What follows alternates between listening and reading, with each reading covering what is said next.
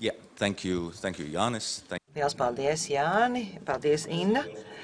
It īpaši paldies par šo iespēju, kas mums ir dota būt šeit kopā ar jums, šajā brīnišķīgajā telpā, ēkā, lai runātu par fiskālās disciplīnas likumu, par fiskālās disciplīnas padomu. Mums bija tagad ievadvārdi, un tagad sāksim jau paneļa diskusijas, bet pirms tam, tā kā šīm ir jābūt debatēm, ne tikai priekšlasījumiem un prezentācijām, tā jābūt debatē, ir svarīgi, lai tiktu uzdot jautājumu. Pirms es atklāju paneļa diskusijas, es tagad došu jums iespēju uzdot jautājumus Jānim un Innai. Tikai atcerēsimies, ka tā kā mums viss ir tiešsaistē, viss, ko jūs sakat, viss ir jāsaka mikrofonā. Pretējā gadījumā ne tulkotāji, ne cilvēki, kas tiešsaistē klausās, viņi nedzirdēs. Ja ir jautājumi, tad uzdodat tos tagad. Pēc šīm debatēm, pēc paneļa arī būs iespēja uzdot jautājumus. Ja ir kāds jautājums, lūdzu, uzdodiet tos tagad.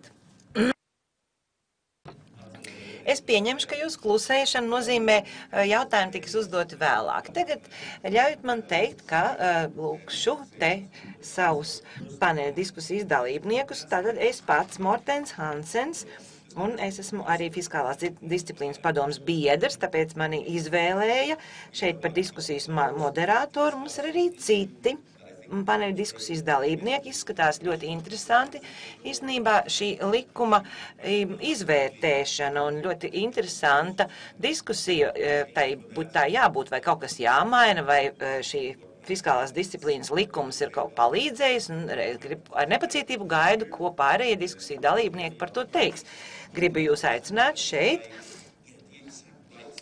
Mums ir īstie runātāji noteikti uzaicināti. Mums ir 3 paneļu pārstāvi. Edgars Putra no parlamentas, Mārtiņš Bitāns no Latvijas centrālās bankas, tad mums ir Nils Saks no Finanšu ministrijas un no ārpuses ir Eiropas komisijas pārstāve Ingrīda Tominga. Jā, prezentācijas tiks nolasītas šajā kārtībā, un man nav iemesla neko mainīt šajā sakarā. Mēs jau esam izrunājuši, ka maksimālais prezentāciju garums ir 15 minūtes, lai pēc tam būtu iespēja gan pārunāt, gan uzdot jautājumus. Bet, ja jums ir mazāk ko teikt zem 15 minūtēm, tad par to priecāšos. Ja jūs runāsiet ilgāk, tad jūs no man nervozās uzvedības varēsiet spriest, ka tas jau ir par ilgu. Tāpēc prezentācijām varēs uzdot arī ātrus pāris jautājumus, ja jums tādi ir. Bet, kad visi 4 jau ar savām prezentācijām būs uzstājušies, tad būs ilgāk komentāri, diskusijas un laiks jautājumiem. Un tagad bez liekas vilcināšanās došu vārdu Nilam Saksa kungam. Viņš ir Latvijas Republikas Finanšu ministrijas fiskālās politikas departamenta direktors. Un jums būs jāņem mikrofons. Cienījamie konferences dalībnieki, draugi, kolēģi. Fiskālās disciplīnas likumam 3 gadi. Varam jau paskatīties atpakaļ. Un, protams, varam uzdot fundamentālu jautājumu, vai tam vispār ir bijis kāds efekts. No vienas puses komisija saka broadly compliant, bet broadly compliant kur? Var jau būt, ka mūs interesē Briseles likumu, un fiskālās disciplīnas likumu mēs ievērojam tikai tik lielā mērā, cik viņš vienkārši atspoguļo stabilitātes izaugsmes pakta noteikumus. Un tiklīdz mēs ejam kaut kur pāri, tā tur tieši parādās problēma. Un tad, protams, jautājums var būt, kā mums vispār, vai tā vispār vajadzēja. Jo mēs jau esam ļoti tādi disciplinēti Briseles likumu ievērošanā. Un šeit varbūt Rīgas un Parīzes skata punkts atšķiras, jo Parīzē ir svarīgi tie likumi, ko Parīzē pieņem, ko tur Brisele. Vai mūsu fiskālās disciplīnas likums ir ar lielāku svaru kā regulas un fiskālais kompakts, kas ir starptautisks līgums, kas zina. Bet tas viss, protams, ir diskusija par to, kas būtu, ja būtu, vai kas būtu, ja nebūtu. Bet neraugoties varbūt uz dažu manu skeptisko kolēģu viedokli, kad es sāku strādāt ministrijā koridoros, ka teica, nu nestrādās tavs fiskālās disciplīnas likums, var neuztraukties un nepūlēties. Atskatoties atpakaļ, kopumā jāatzīst gan no komisijas atzinuma, gan no kredītreitinga aģentūra viedokļu, tieši fiskālā politika ir Latvijas tas stingrais balss, uz kuru viņi pašlaik tur savu augsto reitingu. Tā kā, es varētu varbūt teikt, pa ļaunu nenāk, pat iespējams, ja mēs varbūt arī to sasniegtu bez. Tā kā kompozīcijā Briseles likumi plus mūsu pašu noteikumi, mēs esam 3 gadu laikā varējuši parādīt, kad visa šī sistēma darbojas. Bet 3 gadi, protams, ir laiks, kad mēs varam arī paskatīt, kas nedarbojas. Nav jau tā, ka tur viss darbojas. Un es gribētu galveno uzmanību šodien pievērst savām pārdomām par to, kur ir tās lietas, kas nedarbojas. Ar domu, ka, protams, tādā gadījumā vajadzētu panākt, ka tās darbojas, ar domu, ka agri vai vēl mums nāktos atvērt šo likumu, un tās lietas pielabot. Tad kādas ir šīs lietas, tas ir arī mans galvenais stāsta temats. Un ja es esmu mēģinājis viņu apkopot tādos 6 punktos, pirmais, kas nedarbojas, ir tā saucamo izlīdzināto izdevumu mehānisms, kur pamat ideja ir, ka mēs esam likumā paredzējuši, ka plānojot 3 gadiem izdevumu sliekšņus, mēs izlīdzinām procentu maksājumus ar domu, ka tie var mainīties būtiski no viena gada uz otru, un beigās tie nav valdības rokās. Un otrs ir struktūra fondu līdzfinansējums, jo paši struktūra fondi ir fiskāli neitrāli, bet līdzfinansējums ir no valsts budžeta un to deficīti ietekmē. Un tad beidzās viens periods, ir atslābums, tad nāk nākamais periods, beigās ir uzrāviens, un tad, ja tie izdevumi aiziet uz turieni, tad kādam citam, lai deficītu uzturētu vajadzīgā cipariņā, nāktos attiecīgi pielāgoties, teiksim, skotājiem vairāk algas maksāt, kad ir starpposms starp struktūra fondiem, un tad, ka uzrāviens, mēs sakam, tagad pagaidiet tagad uz struktūra fondiem. Protams, es mazliet varbūt ironizēju, bet jautājums, doma bija, ka tās pārējie izdevumiem nebūtu jālēkā pretējā fāzē, kā tas ir struktūra fondu līdzfinansējumam. Bet tas viss balstījās mazliet naivā priekšstatā, ka tiešām mēs tajā budžeta pozīcijā, kas ir struktūra fondu finansējums, uzturam tikai pašu struktūra fondu finansējumu plus nepieciešamo minimālo līdzfinansējumu. Bet Pandoras lāde atvērās, aizgāja virssaistības, kur sākotnēji doma bija tikai apgūt 100% finansējumu, bet tagad viņš ir attīstījies tālāk, ka tas ir papildus nauda, kas zem struktūra fonda izkārtnes faktiski valsts budžeta nauda projektiem. Aizgāja oficiāli atļautās neattiecināmās izmaksas un tā tālāk, un respektīvi tā Pandoras lāde atvērās tik tālu, ka šī ideja, ka mēs nostabilizējam pārējos izdevumus, tāpēc, ka šeit viņš patiešām tie izdevumi ir tikai oficiālais minimālais līdzfinansējums, de facto viņš Latvijā nestrādā. Un līdz ar to, teiksim, pie FDL atvēršanas, kā es teicu, kas agri vai vēl nonāks, katrā ziņā es atbalstīju to, ka mēs vienkārši izslēdzam šos izlīdzinātos izdevumus. Vēl jau vairāk, ka Latvija ir tāda azartiska valsts. Viņai patīk veidot savus izdevumus, balstoties uz IKP izaugsmēm, līdzīgi kā laika prognoze. Būs vairāk, tērēsim vairāk, būs mazāk, tērēsim mazāk. Tāpēc patiesībā no tāda skata punkta te nebūtu liela izmaiņa tajā teorētiskajā piegājienā, kā Latvija budžeta veido. Otrs bēdu stāsts ir patiesībā tas, ka deficīta līmeni jau nosaka tā saucamais vispārējās valdības sektoram. Bet tad tajā ir virkni tādu iestāžu, līdz kuriem finanšu ministrijai rokas nesniedz, un kas brīvi var darīt, kas viņām ienāk prātā. Bet, lai kopējos deficīta rādītājus uzturētu, valsts pamatbudžets ir tas, kuram tad ir jāuzņemas šī balansētāja loma. Un viena tāda grupa, kas ir ļoti neatkarīga savos lēmumos, ir valsts komercsabiedrības. Bet valsts komercsabiedrības jau, ja viņas nodarbotos un viņu mērķis būtu peļņu gūšana, viņi jau nebūtu deficīti ietekmējoši. Bet mums ir tādas valsts komercsabiedrības kā slimnīcas, piemēram, kā pasažieru vilciens, piemēram, kur, ja mēs detalizētāk paskatāmies, kāda tur peļņas gūšanas ideja, viņi jau sniedz valsts pakalpojumus. Un no Eurostat viedokļa viņi ir vispārējās valdības sektorā. Bet tāpat laikā viņi taču paši biznesa plāni, viss, bet valdība var tikai noskatīties, kādus, teiksim, efektus šāda darbošanās dod uz deficīta rādītāju, un tad valsts pamatbudžets ir tas, ar kuru tad to nobalansē. Tas, protams, nav taisnīgi, un tātad šeit būtu nepieciešams regulējums, ka ja reiz komercsabiedrības nonāk vispārējās valdības sektorā, viņām arī būtu noteikti ierobežojumi un kontroli no finanšu ministrijas puses, kas mazinātu šo brīvību, teiksim, tērēt vairāk, kā ir ieņēmumi, aizņemoties un būtiski liekot valsts budžetam un būtībā valsts pakalpojumu sniegšanu, tātad adaptēt šādu komercsabiedrību biznesa darbībai. Līdzīgā veidā es varu teikt arī par pašvaldībām. Ir virkne valstu, kā Vācija, kur Zviedrija, kur ir pateikts, ka, principā pašvaldībām ir jābūt ar sabalansētu budžetu. Latvijā šādu nosacījumu nav. Un, protams, to ir grūti iedomāties, ka, piemēram, Cēsvainas novads, kurš izlemj būvēt skolu, viņam pasaka, nē, jūs to darat uz sabalansētu budžetu, tā kā tādi īsi vienkārši risinājumi te nav.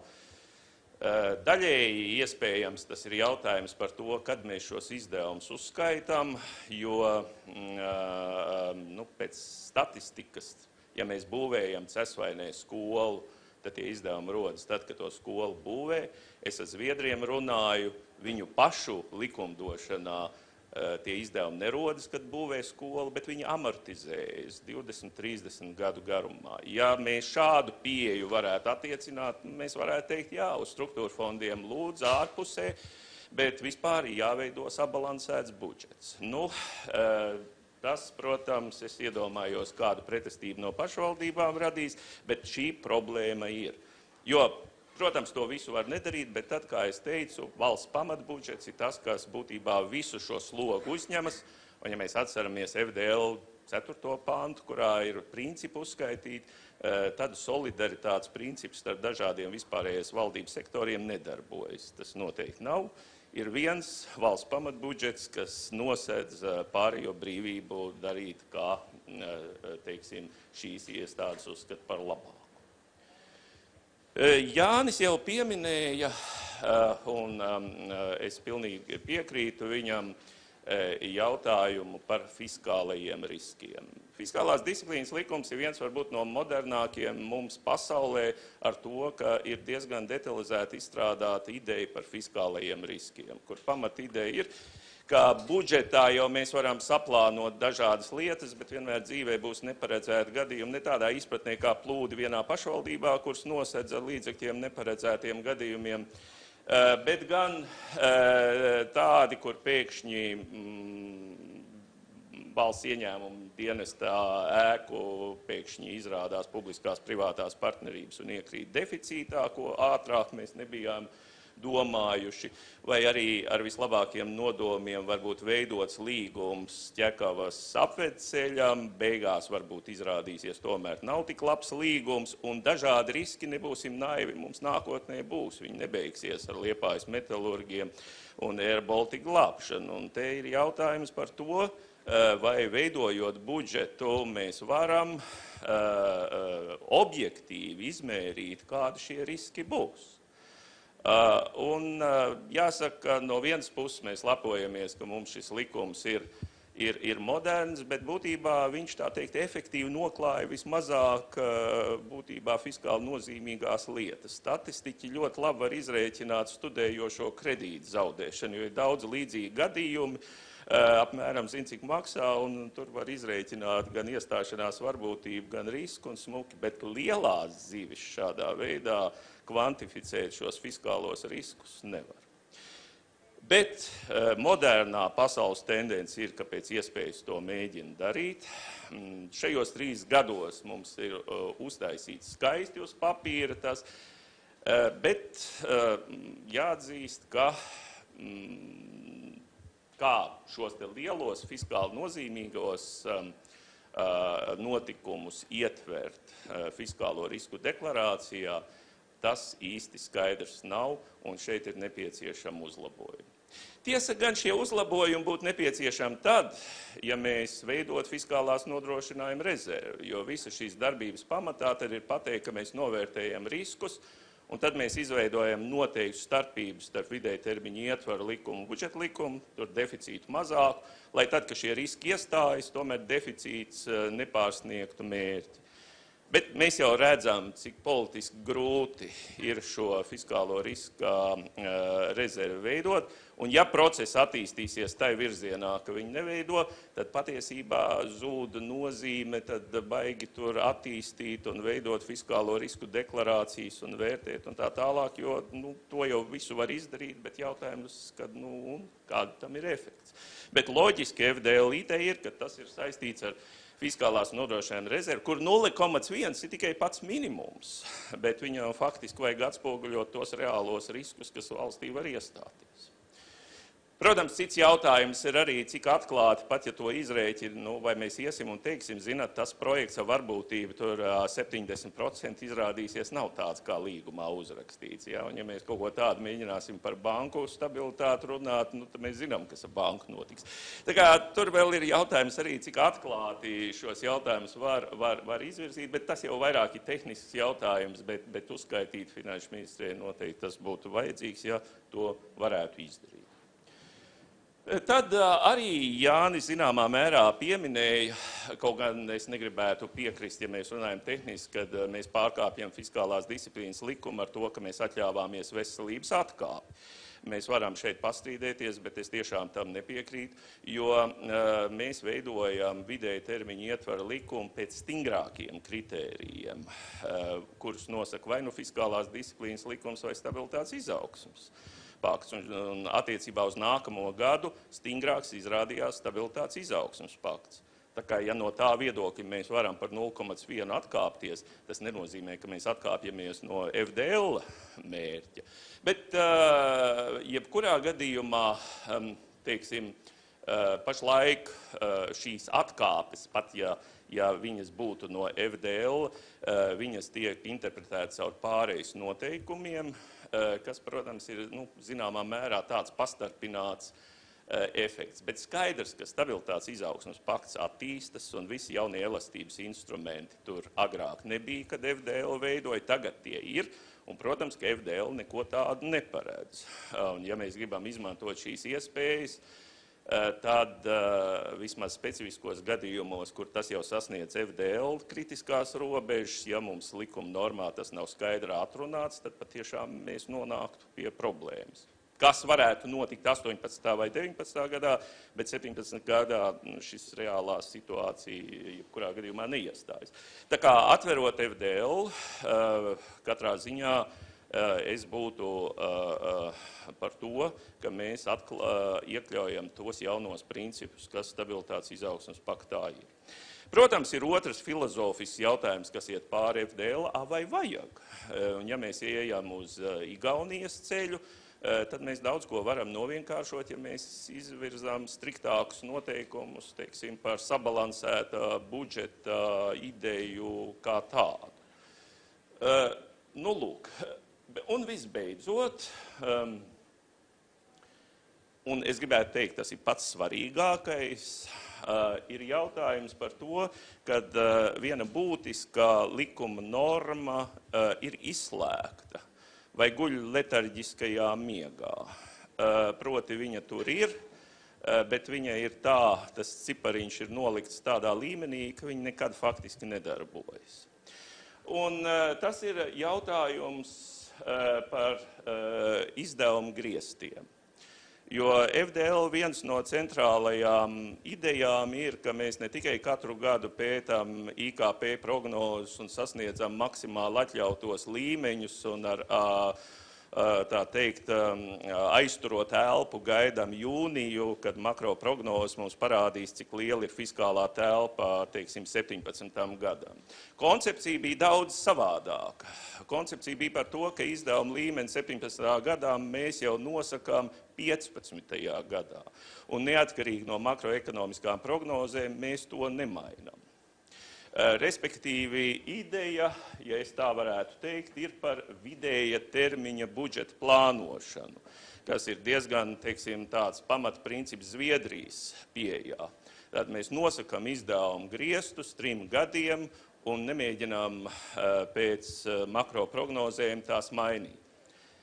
Kas, protams, mums būtu neslikti, ja izrādītos, ka IKP aug lēnāk, bet mēs teiktu, mēs taču to nezinājām un 15. gadā noteicām slieksni, tāpēc droši varam tagad iet uz lielāku deficītu.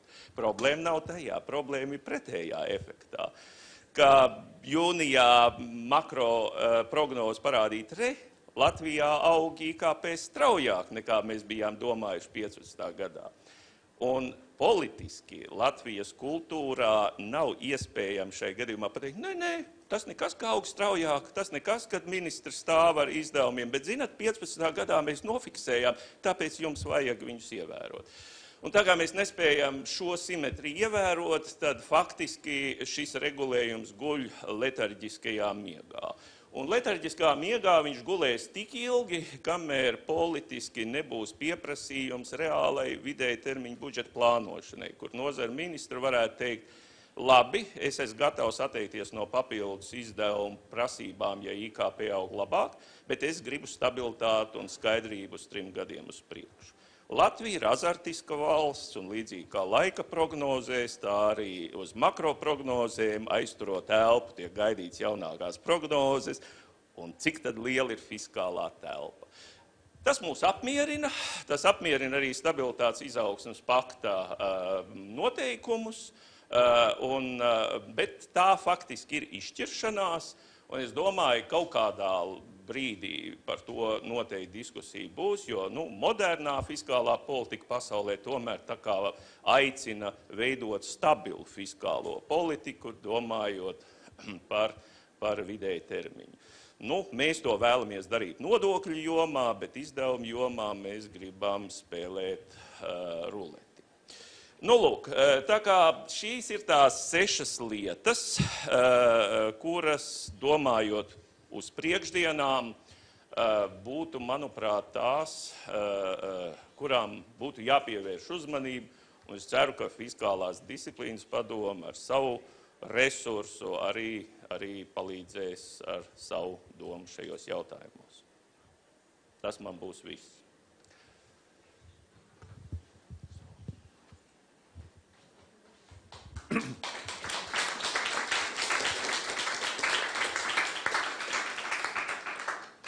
Very good. Thank you very much indeed. Liels paldies! Ja ir kāds ātrs jautājums jums, mēs to labprāt uzklausīsim, bet arī vēlāk būs iespēja uzdot savus jautājumus. Padomes vadītājs, lūdzu, jautājums Jānim. Lielisku un ļoti detalizētu prezentāciju par fiskālās disciplīnas likuma problēmām. Es gribētu aizķert no viņām tikai vienu, bet tas daļēji jau pāries arī uz Saeimas budžeta komisiju tālāk šis jautājums. Vai nav tā, ka mums šī vidēja termiņa plānošana ir kļuvusi par tādu kā grāmatvedisku nodarbību, vienkārši reģistrējot dažādus valdības lēmumus un viņu fiskālo ietekmi uz tālākajiem gadiem un aizstājot ar to nopietnu prognozēšanu, plānošanu un arī programmēšanu, ņemot vērā to, kādi valdības darbības mērķi, ko viņi centīsies darīt tālākajos gados uz priekšu. Paskaidrošu tūlīt, kādēļ es tādā veidā jautāju. Pašlaik nav pietiekams reglamentācijas valdības sadarbībā ar Saeimu, jo Saeimā konstitucionāli gan satversmē, gan Saeimas kārtības rullī ir strikta aizsardzība visiem jautājumiem, kas saistīti ar kārtējā gada budžetu. Bet pārējās lietas, kas saistītas ar vidēja termiņu budžeta ietvaru, šīs konsultācijas, teiksim, absolūti nav paredzētas. Tas nozīmē, ka likumdevēji var pieņemt lēmumus attiecībā uz nākotnes periodiem bez konsultācijām ar valdību un bez viņu atspoguļojuma vidēja termiņa budžeta ietvarā. Attiecīgi radot problēmas par to, kas tad īsti tiks sekts vai netiks sekts vidējā termiņā no budžeta. Varbūt ir kāds domas šajā sakarā, ja, un vai tas nav viens no lielajiem jautājumiem, kādēļ mums ir šie defekti vidēja termiņa plānošanas sfērā. Jā, paldies par jautājumu. Nu, patiesībā atbilde te varētu būt ļoti sarežģīta, bet es gribētu teikt, ka mums nav vidēja termiņa plānošanas, jo mums nav pieprasījums tai. Bet mums ir ļoti labi vidēja termiņa prognozēšana. Ar to saprotot, ka mēs veidojam 3 gadiem uz priekšu diezgan ticamus ciparus pie tā saucamās nemainīgas valdības politikas modeļa. Un otra lieta, kas man liekas ir labi, pat ja es runāju par vidēja termiņa budžeta plānošanu, tas nenozīmē, ka man 15. gadā būtu bijis jānosaka līdz pēdējām eiro katrai ministrijai, kāda būs izdevuma kādām vajadzībām. Bet tas to varētu nozīmēt, ja mēs vispār iet tajā virzienā, tas būtu viens no modeliem. Bet otrs modelis varētu būt, ka mēs pasakām 15. gadā, kad jums ministrijā izdevuma maksimālie griezti 3 gadiem būs tādi. Pie nemainīgas politikas jūsu ministrijā izdevumi izskatās tādu un tādu, un tad mēs runājam par prognozēšanu. Un tad parādītos fiskālā telpa, kas normāli 15. gadā visa tikta aizņemta ar gadskārtējo budžetu, tā jau tas notiek, tur gan neatstāja neko, bet savukārt uz 16. 17. gadu tālāk ejot, tā būtu viena lielāka telpa. Un ministri zinātu, cik daudz no šīs telpas aizņemtu. Un tad, atgriežoties pie tava jautājuma, ja tā telpa ir tajos turpmākos gados, tad fiskālās disciplīnas likuma galīgi nesatrauc, kādā procedūrā viņa aizpild. Viens variants - gaidīt budžetu. Otrs gadījumā Saeimā nolobēt kādu likuma grozījumu, kuram ir efekts uz turpmākiem gadiem. Bet ja tas aizpild esošu fiskālo telpu, fiskālās disciplīnas likums ir pilnīgi tolerants pret šādām darbībām. Viņi galīgi neuztrauc, vai mēs gaidām budžetu. Mēs gan rakstam no Finanšu ministrijas labāk gaidīt ar budžetu, jo tad visiem ir vienādi spēles noteikumi, nevis pirmais pa sētas durvīm aiziet caur Saimu un izdabūt cauri. Bet būtībā no FDL viedokļa galīgi nesatrauc, kādā formātā, ar kādu procedūru šī telpa aizved. Bet tur, kur fiskālās disciplīnas likums uzreiz iedegās sarkanām acīm un Jānis Platējs raksta neatbilstību ziņojumu, tad, ja Saeima pieņemt lēmumu, kas pārsniedz šo brīvo fiskālo telpu, vai ja viņi pieņem tajā gadījumā, ka viņas vispār nav, tad tas vainagojas ar neatbilstību ziņojumu, jo tad tas pārkāpj fiskālās disciplīnas likumu. Tā kā viss ir atkarīgs par to, vai mēs 15. gadā, teiksim, veidojam politiku, sakam, zināt, 15. gadā jums naudas nav, bet neuztraucieties, mums ir 3 gadu budžeta plānošana, tāpēc mēs jums iedosim turpmākajos gados. Un ja tās lēmums tiek pieņemts un tiek aizpildīt visu 3 gadu fiskālā telpa, tad ir problēma attiecīgā gada budžetos, kad ministrs tāpat nāks un teiks, gribam papildus naudu. Bet telpa jau ir aizpildīta.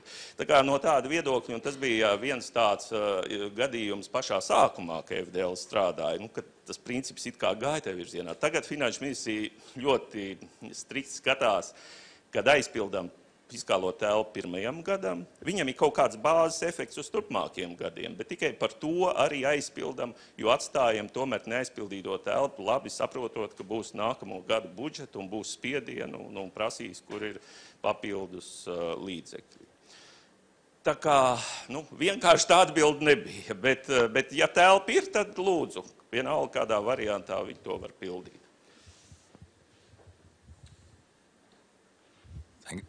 Thanks a lot. Paldies.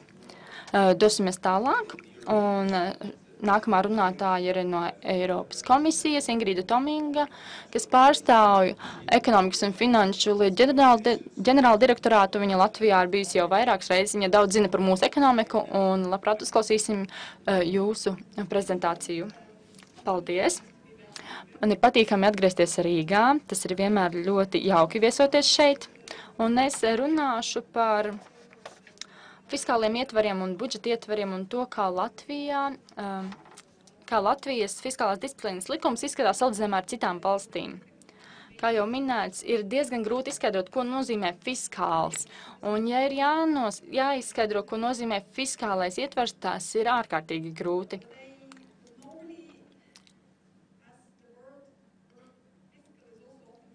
Tā kā vārds fiskāls tiek bieži izmantot saistībā ar budžetu, es teiktu, ka fiskālais ietvers nozīmē aptuveni to pašu, ko budžeta ietvers. Un budžeta ietvers, šī frāze, ir definēta direktīvā, un tas nozīmē, ka procedūru, noteikumu, institūciju kopums, kas ir pamatā vispārējās valdības budžeta politikai.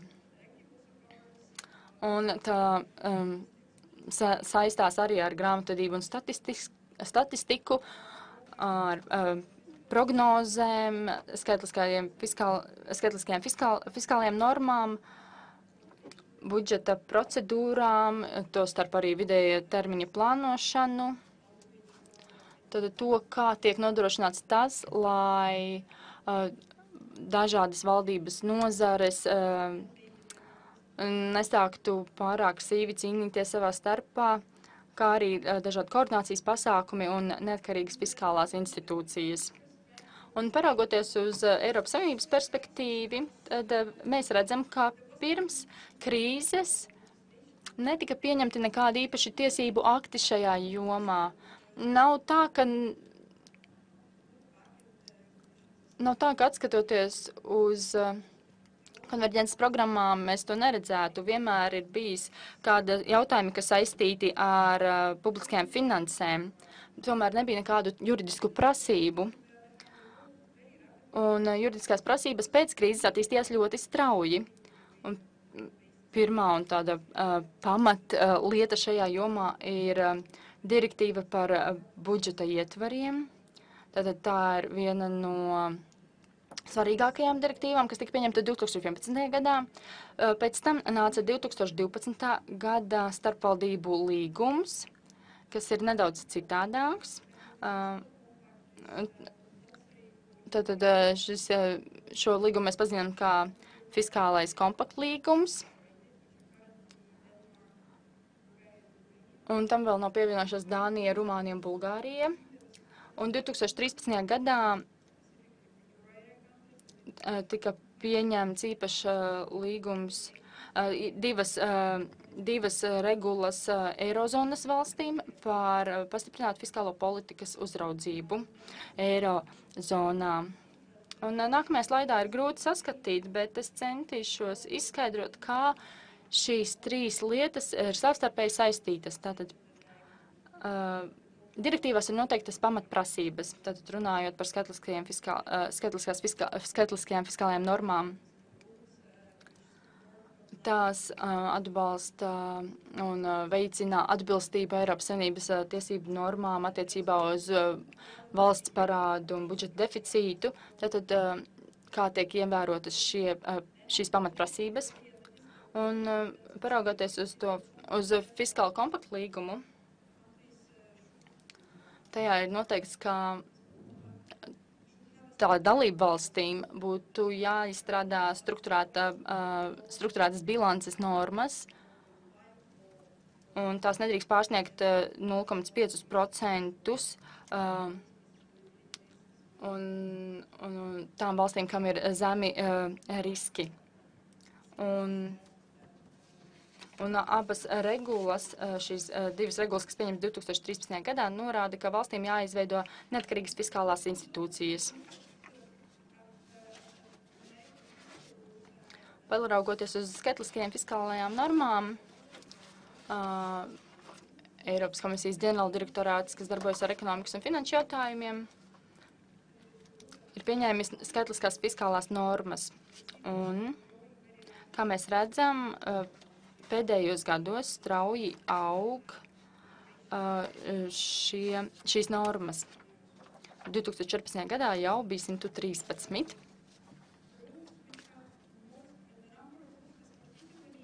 Un šo normu skaits ir īpaši pieaudzis sabalansēta budžeta jomā. Tas, protams, ir saistīts arī ar Eiropas Savienības notikumiem. Tad mēs varam runāt par šo normu skaitu, bet mēs varam runāt arī par fiskālo normu indeksu. Un šeit mēs redzam, ka indeks, jo īpaši strauji audzis, ir pēdējos 2 gados, 2012. un 2014. gadā. Un tas ir saistīts ar to, ka normas, kas ir pieņemtas pēdējā laikā, ir daudz striktākas, un tām ir daudz plašāks segums, tās aptver daudz vairāk jautājumu, tostarp arī uzraudzību, nekā iepriekšējās normas. Un līdzīgas sakarības mēs redzam arī attiecībā uz vidēja termiņiem budžeta ietvariem. Tātad pieeja šiem budžeta ietvariem ir kļuvusi striktāka un noteikumi attiecībā uz to ir pieauguši skaita ziņā.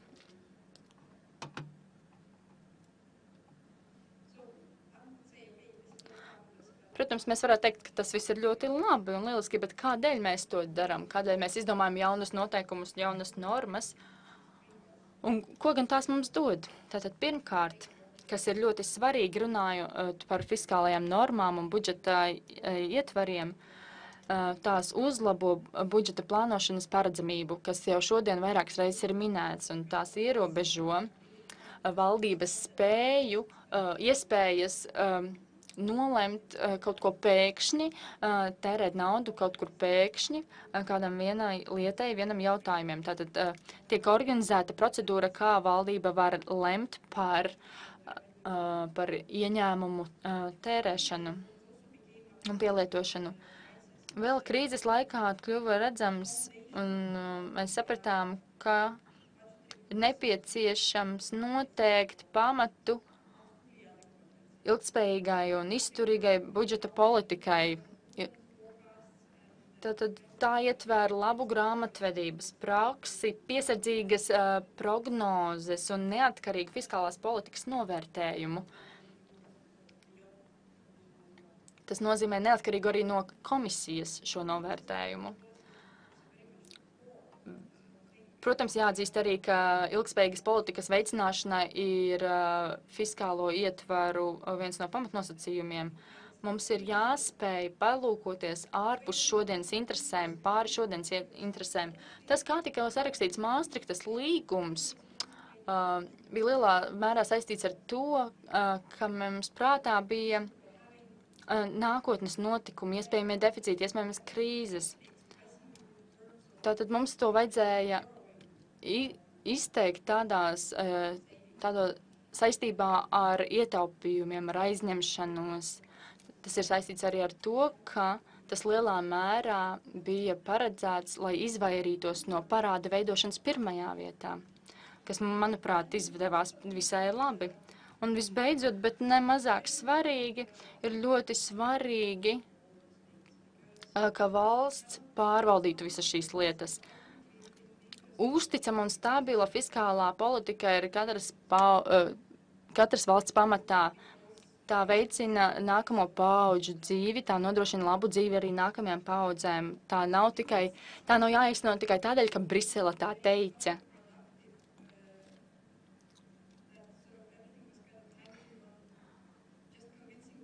Protams, mēs varam teikt, ka kādu laiku mēs varam dzīvot pārliecinot Briseli, ka mums šeit viss ir labi. Jā, varbūt mūsu deficīts ir nedaudz augstāks, bet redziet, kāds ir mūsu potenciāls, palūkojoties uz šo un to. Tā, protams, var darīt, bet tad, kad Briselē mēs strādājam 28 dalību valstīm, mēs redzam dažādās situācijas, ir ļoti grūti īstenot vienotu pieeju, kas derētu pilnīgi visiem. tādēļ ir ļoti svarīgi, lai šie noteikumi tiktu ievēroti katrā valstī, lai katra valsts ievērotu pati sevis noteiktos noteikumus, lai būtu valstu uzraudzību institūcijas, lai jūs paši spētu noteikt, kas notiek jūsu sabiedrībām. Un tagad nedaudz salīdzināsim Latviju ar citām valstīm.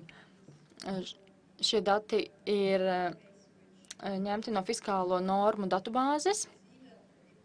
Redzam, ka pēdējos gados Latvijā ir sarkanais kvadrātiņš, kas redzams slaidā. Latvijā ir starp labākajiem runājot par fiskālo normu ievērošanu. Un, piemēram, kā mēs varam salīdzināt, kādēļ Latvijai ir daudz labāk nekā Igaunijai, kas ir krietni lejas galā? Nu, viena lieta ir tā, cik daudz normu ir valstī, cik daudz noteikumu. Igaunijā ir viena, un Andrus vēlāk par to runās, bet Igaunijā ir tikai viens ļoti svarīgs vispārējs noteikums, un tas ir struktūrālās bilances noteikums. Latvijā ir vairāk noteikumu. Tas pierāda, ka jūsu sistēma ir ļoti spēcīga, ka jūs spējat pārbaudīt, ka jūs nepaļaujaties tikai uz struktūrētu bilanci, bet jūs salīdzināt un ņemat vērā arī noteikums par izdevumiem un citus noteikumus. Tātad tā ir laba lieta. Un šie noteikumi ir pastāv tādēļ, ka viņi izriet no likumiem, viņi izriet no uzraudzības prasībām. Un tas tikai veicina valsts stiprumu un stiprību. Salīdzinot ar 2011. un 2012. gadu, kas ir pirms tika pieņemts fiskālās disciplīnas likums, mēs redzam, ka Latvija šajā grafikā, kur attēlotas valstis, kā tās ievēro normas un cik tajās ir normas, atrodas krietni lejas galā. Runājot par vidējā termiņa budžeta ietvariem un salīdzinot un skatoties tikai no fiskālās disciplīnas likuma skatu punkta, lietas radās visai labi. Un Latvijas fiskālās disciplīnas likuma stiprās puses ir tās, ka to ir pieņēmis parlaments, jūsu saima. Mēs jau redzējām, ka ir pāris praktiskas problēmas tā īstenošanā. Un, protams, šis slaids attēlo tikai to, kā lietas izskatās, nevis tā, kā tās notiek reāli dzīvē, bet, manuprāt, brīdī, kad tika pieņemts likums, fiskālās disciplīnas likums, tas nebija īsti saistīts ar vidēja termiņa budžeta ietvariem, kas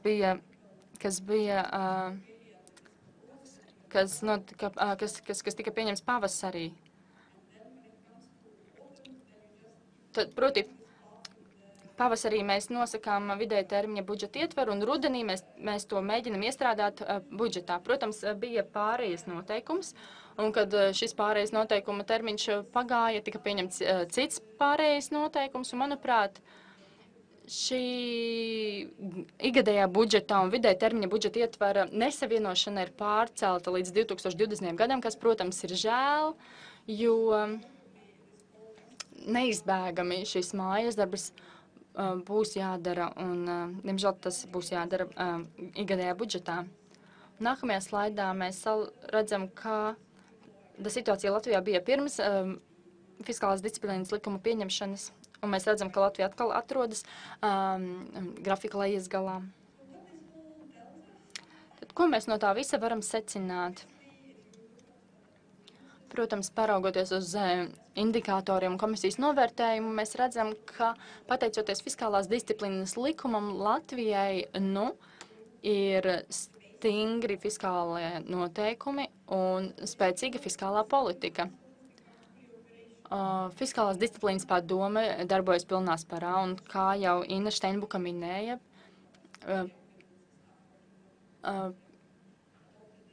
Eiropas komisijas ekonomikas finanšu lietu ģenerāla direktorāts pieņēma Latvijas stabilitātes programmu, kurā teikts, ka novērtējumu šai programmai, kurā teikts, ka normas un noteikumi tiek ievēroti un īstenoti atbilstošā veidā. Tātad tas viss dod visai uzticamu pamatu fiskālajai politikai. Tomēr mēs redzam, ka vecajiem paradumiem ir jāizgaist. Un to mēs varam vērtēt arī skaitliski, piemēram, tīri saskaitot, cik neatbilstību ziņojumus ir sastādījusi Latvijas fiskālās disciplīnas padome. Ja ir kādi jautājumi, labprāt uz tiem atbildēšu, bet būšu šeit arī šodien vēlāk, tā kā droši varat vērsties pie manis arī vēlāk. Thank you very much indeed. Yeah. Liels paldies. Jā, ir kāds ātrs jautājums, tagad to var uzdot, ja ne. Jau to daudzkārt teicu, varam pie jautājumiem atgriezties pēc šīs paneļa diskusijas daļas noslēguma. Lūdzu. Paldies par jūsu prezentāciju. Man īsts jautājums, kas sasaucās ar abām prezentācijām. Nils kritiski izteicās par vidustermiņu plānošanu, pie šīs plānošanas izplānotā turēt tos, tur, kur tie vecie paradumi netiek mainīti. Varbūt, ka ir kādas labas receptes no komisijas puses, varbūt kaut kas, ko jūs esat novērojuši citās valstīs, kas darbojās, kā varētu šos vecos paradumus mainīt. Protams, ir ārkārtīgi grūti visu to līdzsvaru panākt, it īpaši tik dinamiskā ekonomikā kā Latvija, kur situācija mainās diezgan ātri. No vienas puses, ja jūs nosakat izdevumu griestu 3 gadiem, var būt ļoti labi un objektīvi iemesli, kāpēc varētu rasties kādas problēmas. Savukārt no otras puses, ja jums nav šādi budžeta griezti noteikti, tad tas nozīmē, ka vecie paradumi nekad nemainīsies. Vienmēr tas viss tiks lemts, veidojot gadskārtējo budžetu, plānojot budžetu nākamam gadam. Es nesaku, ka, un nezinu, vai ir kāda vispārēja recepte, kāda būtu vislabākā, kas būtu vislabākais piemērs. Nu, var skatīties uz Zviedriju, uz Nīderlandi, ko viņi dara, jo viņiem situācija ir krietni labāka. Bet, manuprāt, ir svarīgi paturēt prātā, ka, lai viss būtu paredzams, caurskatāms, un lai šie noteikumi, kas ir noteikti, kad kāds tos uzrauga ārpus vēl ministrijas, kas Latvijas gadījumā, Latvijas kontekstā ir fiskālās disciplīnas padomi, jo ir nepieciešams būt stingriem bet visam jābalstās kaut kādiem noteikumos, uz likumiem. Liels paldies!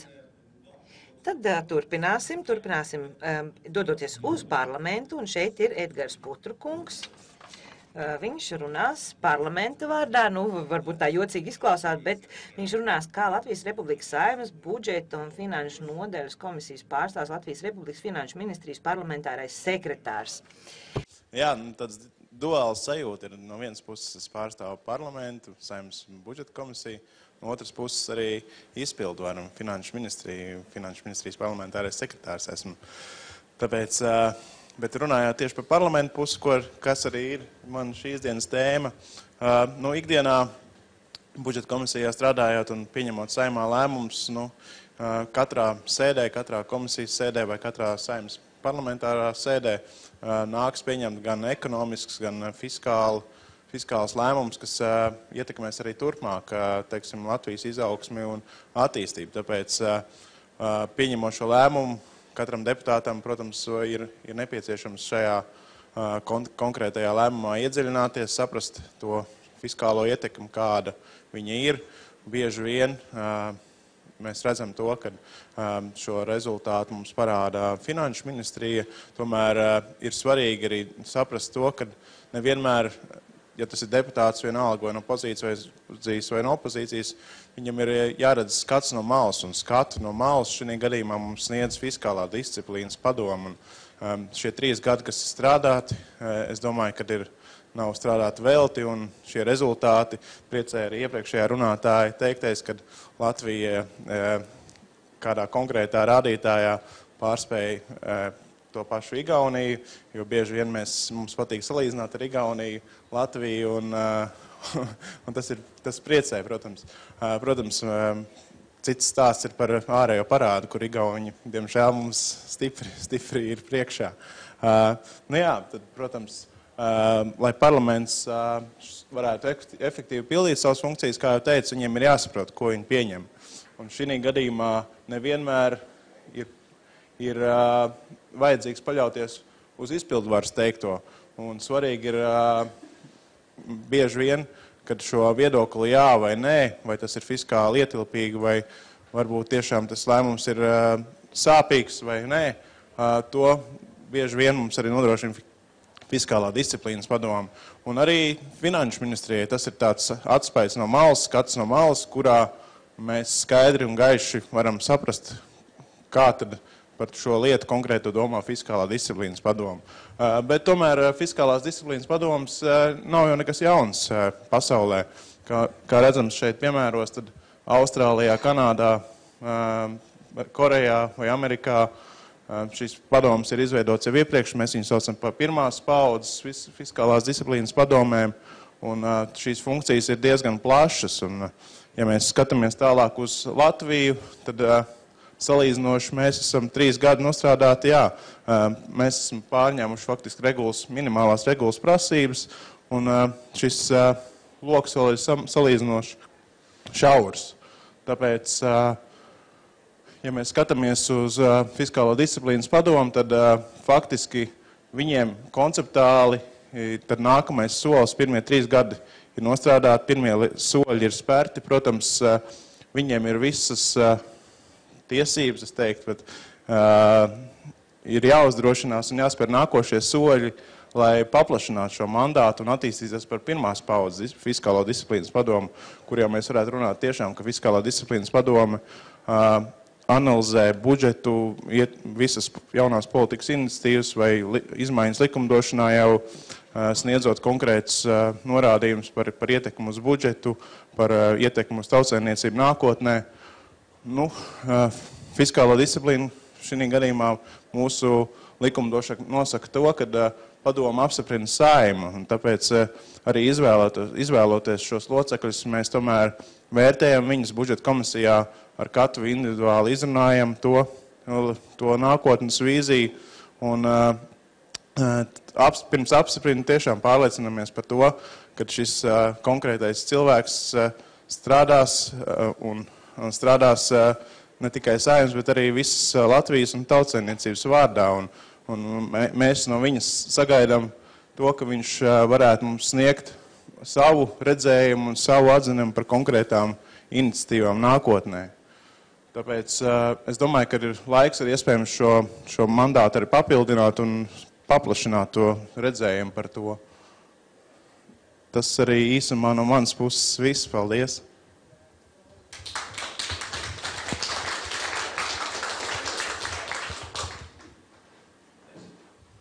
Thank you very much. Quick question. Liels paldies! Varbūt ir kāds jautājums no klātesošajiem? Jā, tomēr ir pats Jānis. Par tādiem iedrošinošiem vārdiem un labām iecerēm. Varbūt tāds mazs jautājums vēl no, teiksim, budžetām vai fiskāli svarīgu jautājumu pieņemšanu Saeimā. Pašlaik Saeimas kārtības rūlis nosaka, ka Finanšu ministrijai jāiesniedz ir aprēķins par fiskālo ietekmi dažādiem jauniem likumiem un iniciatīvām uz pirmo lasījumu. Tas nozīmē, ka uz pirmo lasījumu šeit parādās Finanšu ministrijas oficiāls aprēķins, pēc kura attiecīgi deputāti var saprast, cik liela fiskālā ietekme būs vienam vai otram pasākumam, jau viņi konkrēti pieņemot un kādā veidā viņš iespaidos fiskālo situāciju ne tikai kārtējam budžeta gadam, bet arī tālākajiem gadiem, tālākiem vismaz 2-3 gadiem uz priekšu. Diemžēl likuma pieņemšanas procesā šie likumi mainās, ja? Likuma projekti, kad viņas apspriež. Un tā fiskālā ietekme arī mainās un var potenciāli mainīties ļoti būtiski. Vai jūs neuzskatāt, ka tomēr pastāv kaut ko zināmā mērā risks, ka ja šie aprēķini netiek atjaunoti līdz likuma pieņem 3. lasījumā, var rasties tomēr kaut kādi riski, ka nav īsti skaidrs, vai būs pietiekami daudz līdzekļu pieejami attiecīgu likumu ieviešanai un viņu kārtīgai, teiksim, īstenošanai dzīvē. Ja nav šīs zināšanas un šīs informācijas tieši likuma pieņemšanas procesā. Paldies. Paldies par jautājumu. Jāsaka tā, ka katra likuma projektā tas liktenis ir dažāds. Cits varbūt arī nogulstās tā arī atvilknē konkrētā saidas sasaukumā, nepavirzoties tālāk pa pirmo lasījumu vai otro, vai pirms 3. lasījuma apstājās. Tomēr no Finanšu ministrijas viedokļiem tās laiks, ko esmu līdz šim strādājis Saeimā, vienmēr esmu abrīnojis to, ka no Finanšu ministrijas aprēķini vienmēr ir. Un, protams, cenšamies nosakt visu laukumu, komisijas mums ir ļoti daudz, tā skaitā apakškomisijas un lielās un mazās komisijas, tomēr faktiski likumdošanas komisijās vienmēr kāds pārstāvis, ja tas ir svarīgāks, tad parlamentārais sekretārs vai finanšu ministre vai attiecīgi valsts sekretāra vietnieki vai teiksim, zemāka līmeņa darbinieki vienmēr ir klāt, un mēs tomēr par visiem arī cenšamies dot atzinumus.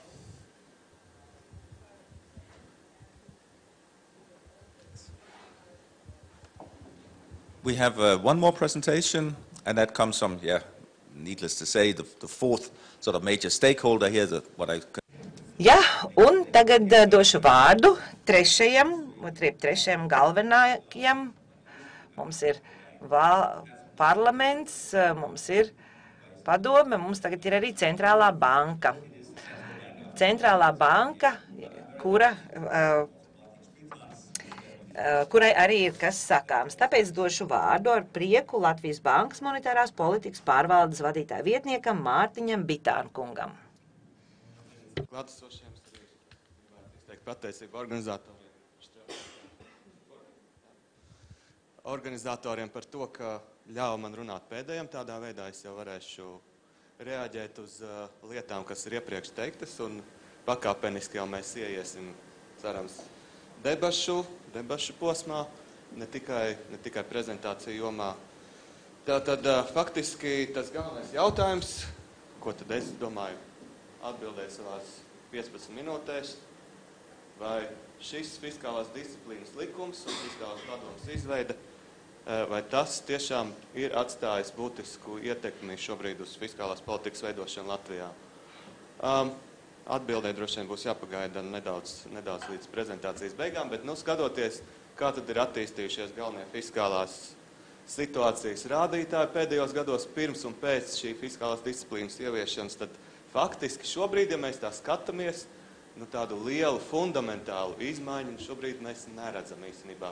Jā, budžeta deficīts samazinās, ir uz samazināšanās šī tendences, bet arī, ja mēs skatāmies tā pirms krīzes un arī pirms šīs fiskālās padomas izveidošanas, arī šis budžets jau samazinājās arī pirms šis likums tika pieņemts. Un ja mēs skatāmies uz parāda dinamiku arī, pēc šīs krīzes, kad parāda līmenis pieauga, tomēr šī virziena samazināšanos ir noticis arī pirms šīs fiskālās disciplīnas likuma pieņemšana, tā ka faktiski droši vien ir jāsaka paldies mūsu politikas veidotājiem, ka viņi ir bijuši apzinīgi un nav pieļāvuši šādus dažādus ekstravagantus gājienus saistībā ar valsts budžeta veidošanu.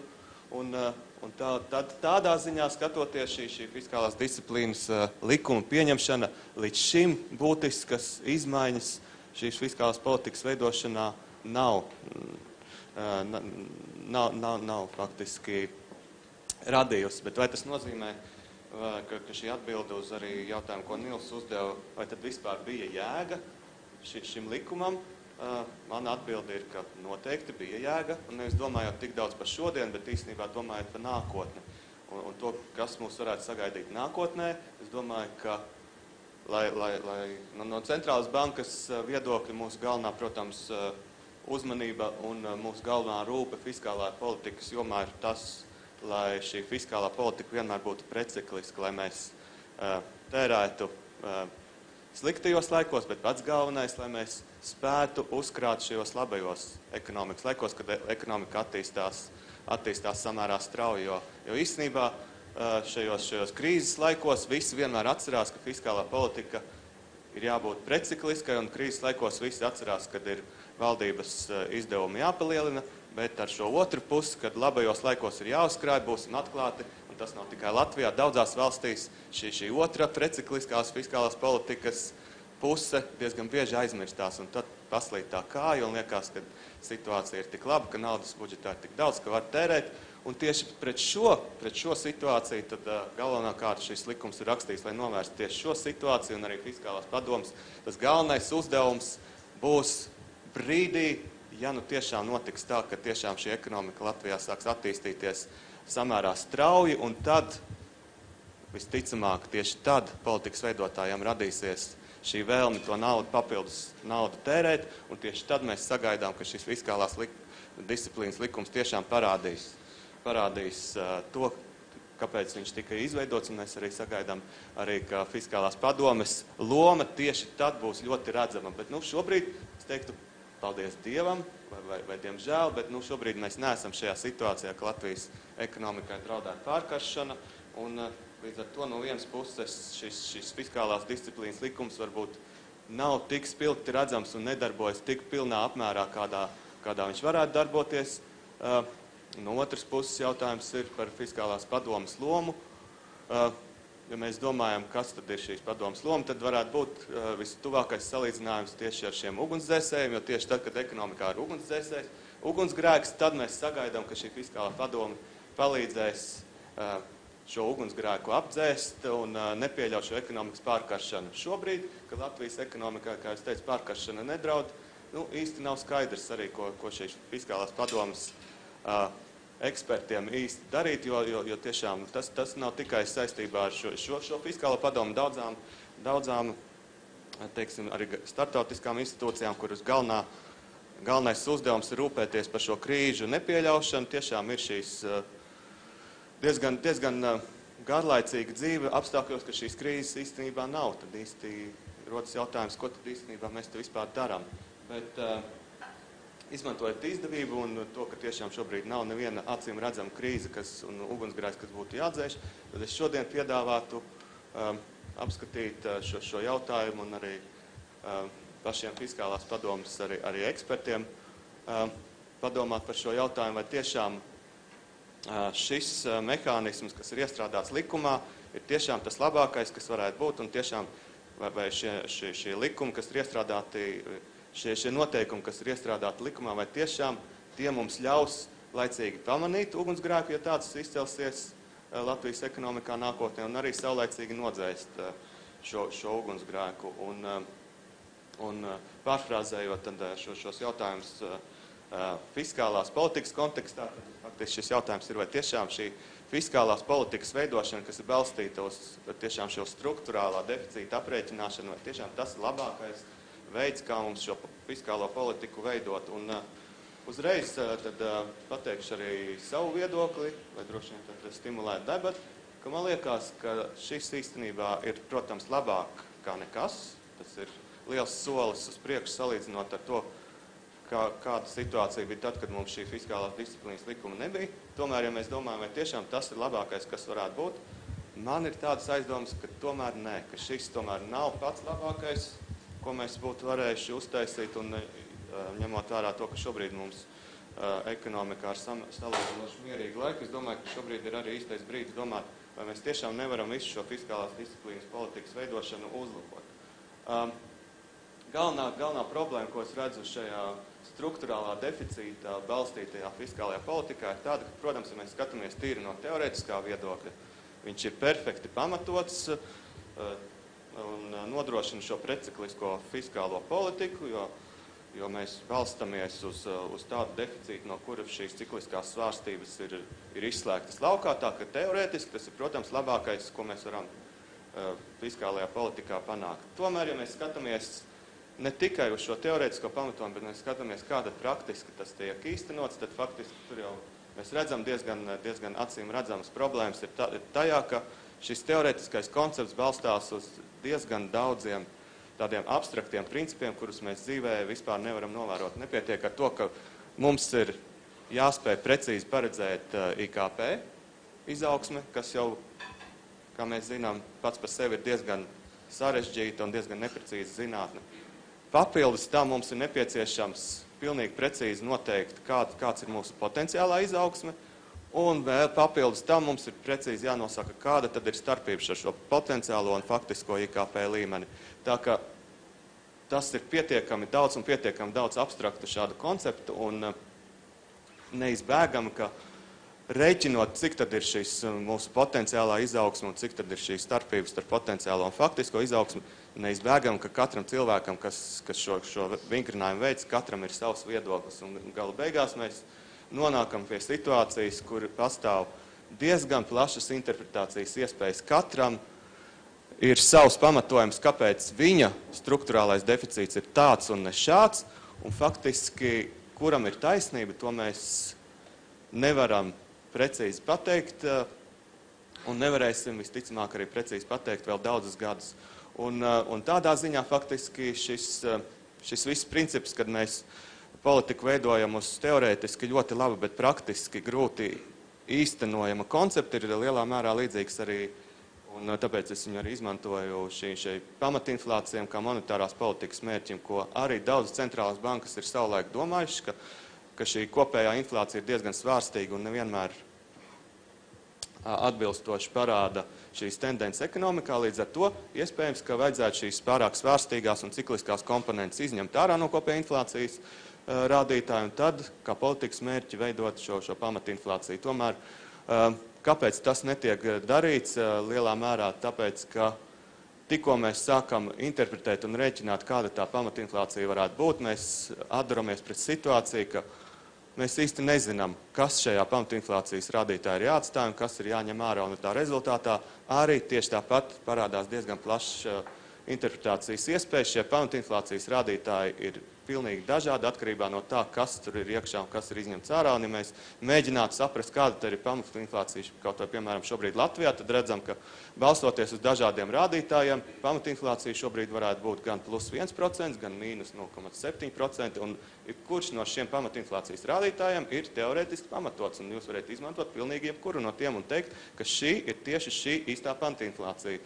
Un līdzīga problēma ir arī šajā pieejā par strukturālo deficītu, kad jūs principā neziniet, kāda ir jūsu cikliskā pozīcija un kur jūs šobrīd atrodaties ekonomiskajā ciklā attiecībā pret šo potenciālo izaugsmu. Kā piemērs, nekur tālāk neiešu, es izmantošu mūsu pašu Latvijas datus. Šobrīd mēs, protams, visi esam mācījušies no šīm krīzes pārmērībām, un šobrīd, ja mēs paskatāmies, kā tad attīstījās šis IKP un kā attīstījās potenciālais IKP un ko mēs šobrīd redzam, ka, protams, ka šajos straujās izaugsmes gados, sākot no 2003. gada, faktiskais IKP ļoti atšķīrās no potenciālā, līdz ar to, protams, ka šobrīd mums ir skaidrs, ka šajā brīdī bija nepieciešams īstenot ļoti ierobežojuši fiskālo politiku, tātad veidot budžetu ar pārpalikumiem. Bet tas ir tas, ko mēs šobrīd zinām. Ja mēs paskatāmies, ko tad politikas veidotāji, kādi dati bija pieejami politikas veidotājiem tajā pašā 2005. un 2006. gadā, tad mēs redzam, ka tā bilde ir pilnīgi savādāk.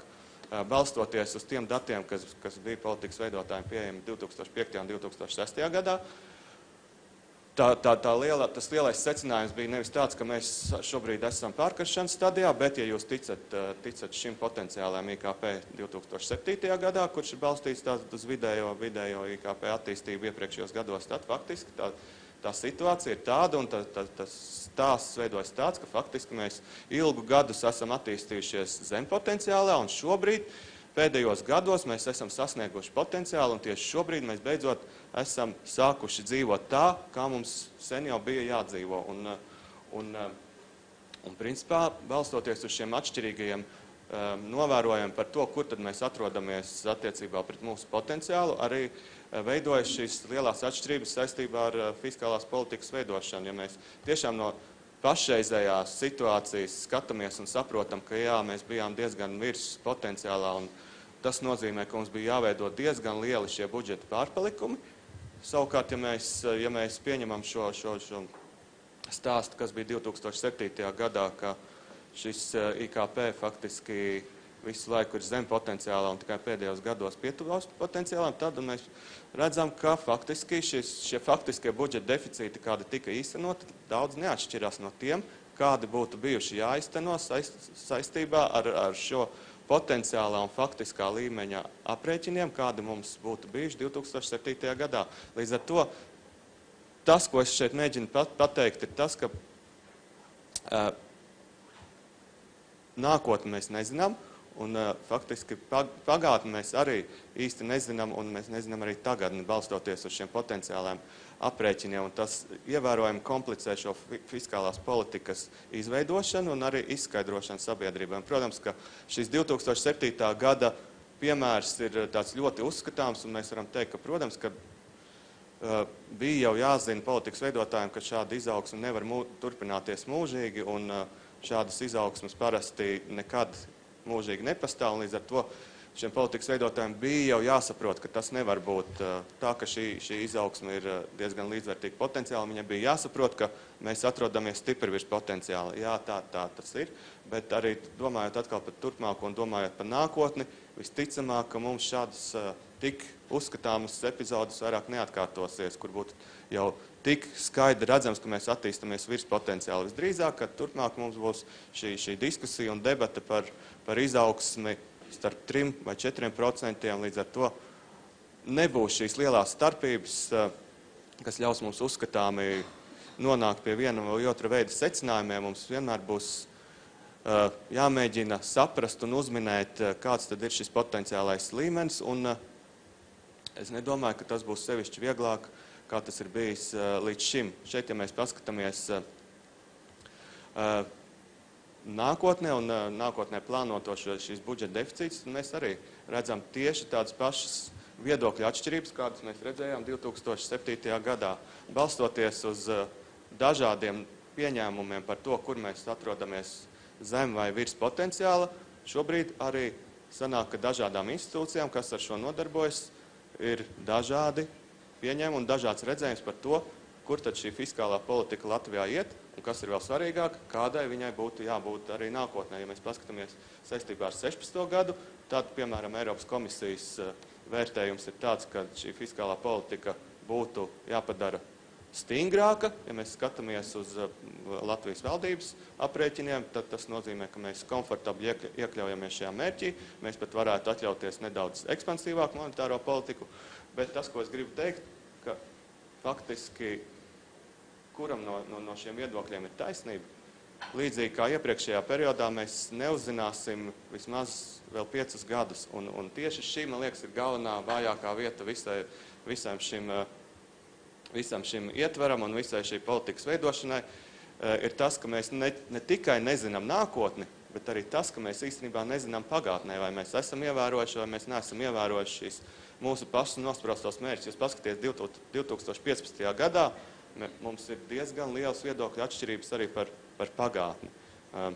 Un arī šajā gadījumā es teiktu, ka mēs neuzzināsim, kuram no šiem viedokļiem bija taisnība vēl daudzus gadus uz priekšu. Un ja jums ir šāda sistēma, kad faktiski jūs neziniet, vai valdība ir sasniegusi savus mērķus vai nav sasniegusi mērķus vēl 3 gadus pēc notikušā fakta, tas faktiski rada daudz šādu interpretācijas iespēju, un tas faktiski ļauj tiem politikas veidotājiem, kas negrib šos mērķus sasniegt. Šāda izplūdusi un sarežģīta un nekonkrēta sistēma šāda ļauj faktiski, es varbūt teikšu cīniski, ja jūs negribiet šos likumus ievērot, jūs variet neievērot pie pašreizējās sistēmas. Un vienmēr jūs būs pamatojums, kāpēc jūs neievērojat, un tas ir tieši tas, ko mēs šobrīd redzam Eiropā.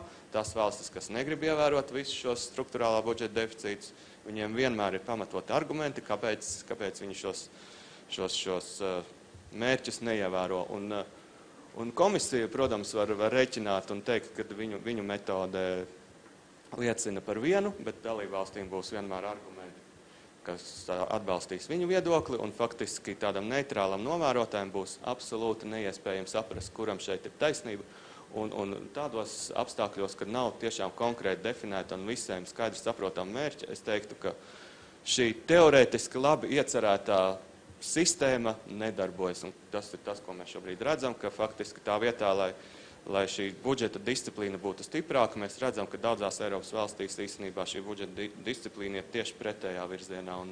Un arī Latvijas gadījumā faktiski ir jautājums, vai tiešām mēs nevaram kaut ko labāku. Un Nils jau arī pieminēja, šis viena no iespējamām alternatīvām, jo šī strukturālā budžeta deficīts nav vienīgais mērķis. Faktiski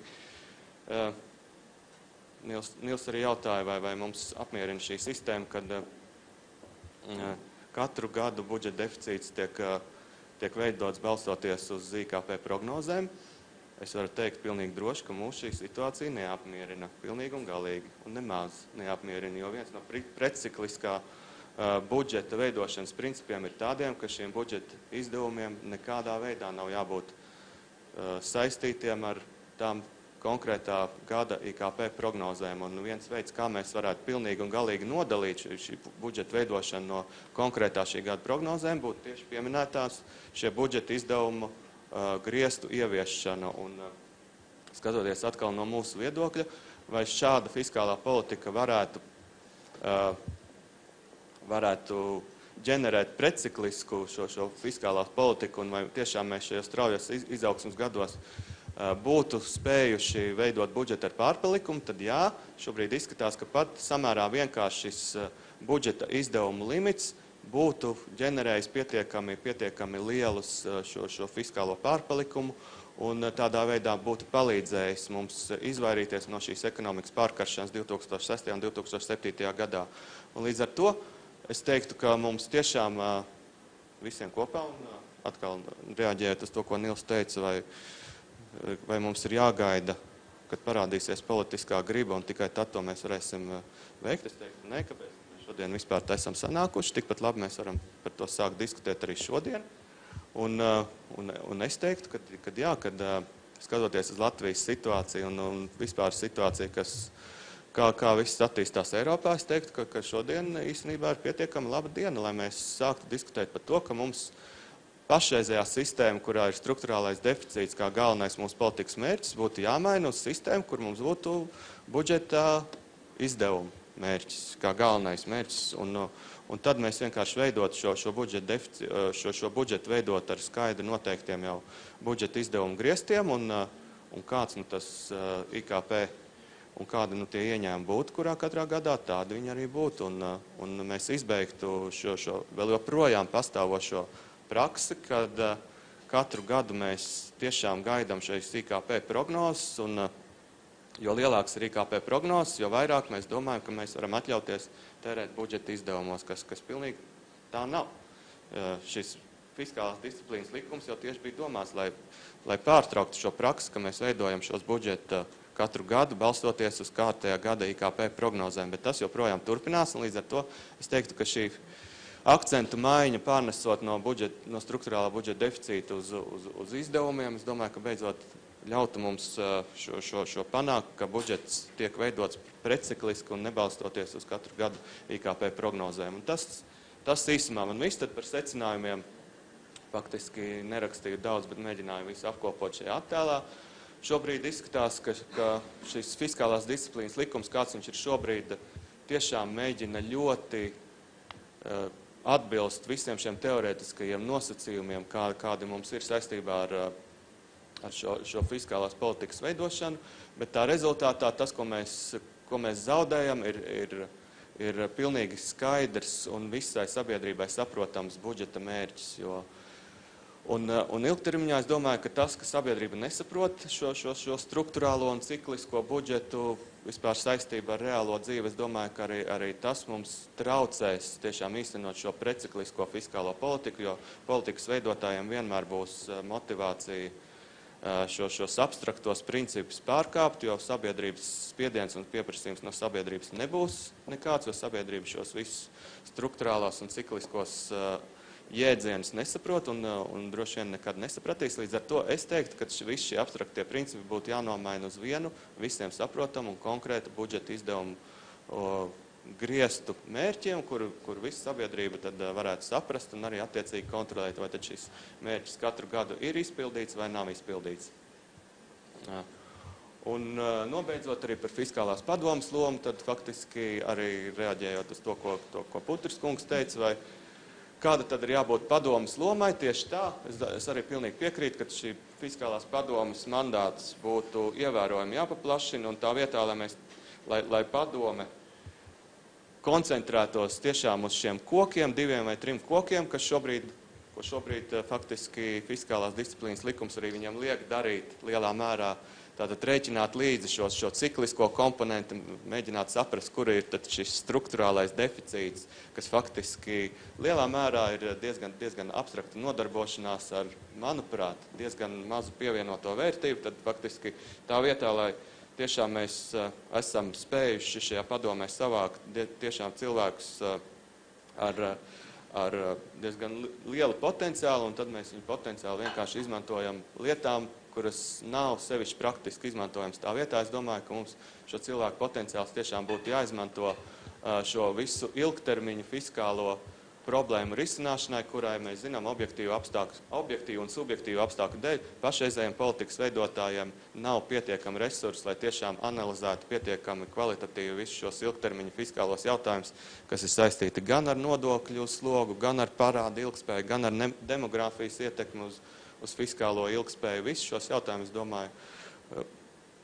ļoti labi varētu risināt fiskālā padoma, bet tad, protams, mums ir viņi jāatbrīvo no šīm īstermiņa abstrakto šo sfērisko zirgu vakumā aprēķinu veikšanas, ko viņam šobrīd uzliek likums. Es domāju, ka visi Latvijas sabiedrība un visi Latvijas nodokļu maksātāji no tā tikai iegūtu. Paldies!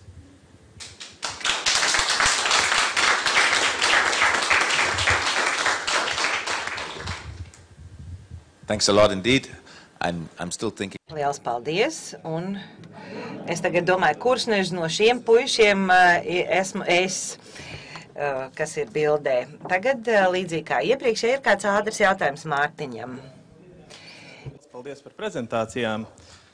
Un man ir jautājums, ja nemaldos, šobrīd fiskālo risku deklarācijā nav iekļauti finanšu jomas riski. Un es vēlējos zināt, kāda ir Latvijas bankas nostāja, vai šobrīd ir vēl saglabājušies kādi būtiski fiskālie riski šajā jomā, finanšu jomā. Paldies!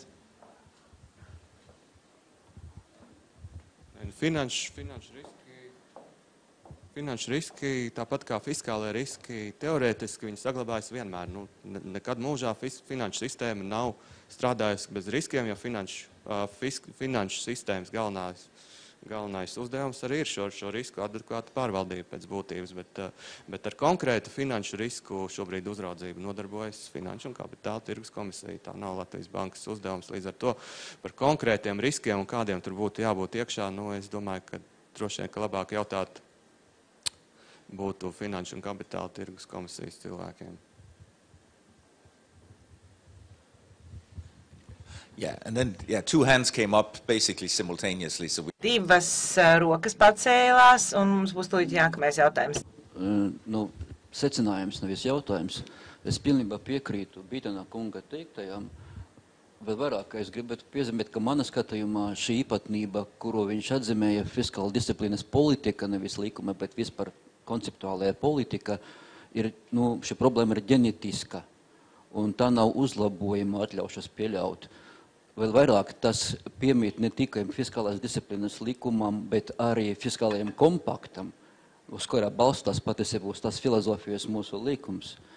Vēl 12. gada decembrī, pieņemot fiskālās disciplīnas likumu Saeimā, 3. lasījumā, opozīcijas deputāti, daži es tā skaitā, kritizējam šo projektu tieši par to, ka fiskālās disciplīnas politikas pamata ir nomināla budžeta attīrīšana no cikliskas komponentes.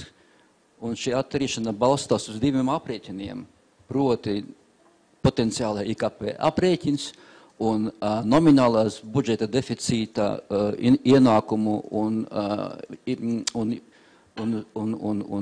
izdevumu prognožu aprēķins. Abi aprēķini ir matemātiskas modelēšanas priekšmērķis. Un šīs modelēšana mainās gadiem ejot uz priekšu, jo parādās jauni dati, kas maina to prognozi, kas bija pieļauta iepriekšējā gadā. Līdz ar to 7. gada apreķinātais 2006. gada budžets bija sabalansēts, bet skatoties uz to pašu 2006. gadu, no 9. gada tas jau bija ar struktūrālo deficītu, kas bija vienāds 3%.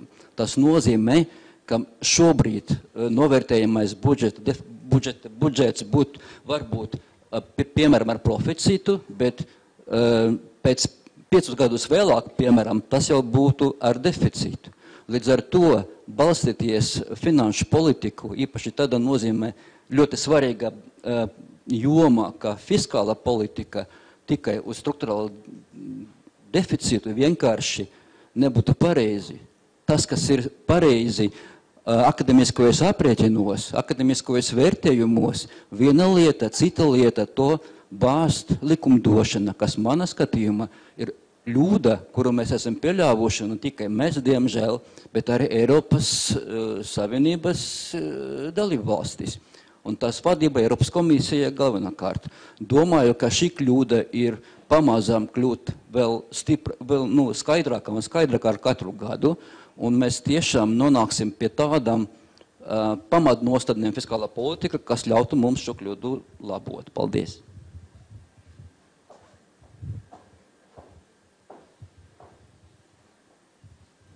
Es varu piekrist, ka pašreizējā situācija nav perfekta, kā jau es arī minēju, bet nevajadzētu arī pārprast, ka es esmu pilnīgi un galīgi kategoriski pret šo sistēmu. Es tomēr tāpat uzskatu, ka lai vai cik viņa būtu slikta, viņa ir vienalga labāka nekā nekas.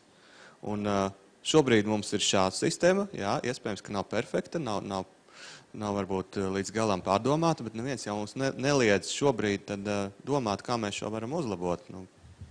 Es domāju, ka šobrīd arī šis Nīderlandes prezidentūras priekšlikums, kas šobrīd tiek diskutēts arī tieši par šo pašu tēmu, ka šo sarežģīto un necaurskatāmo sistēmu vajadzētu tiešām padarīt vienkāršāku un visu šo politikas veidošanu balstīt vairāk uz tiešām izdevumu limitu, nevis uz šo struktūrālo deficītu. Es domāju, ka mūsu Latvijas gadījumā, vismaz Latvijas bankas viedoklis, ja varbūt mans personiskais viedoklis ir, ka mums vajadzētu šo holandiešu un Nīderlandes priekšlikumu atbalstīt, cik vien mēs varam. Un es domāju, ka mums tas būs izdevīgs gan Latvijai, gan, es domāju, arī Eiropai kopumā. Tas palīdzēs īstenot preciklisku politiku nākotnē. Šobrīd mums ir laiks to darīt, jo šobrīd, kā jūs teicu, nekāda tāda akūta problēma nav.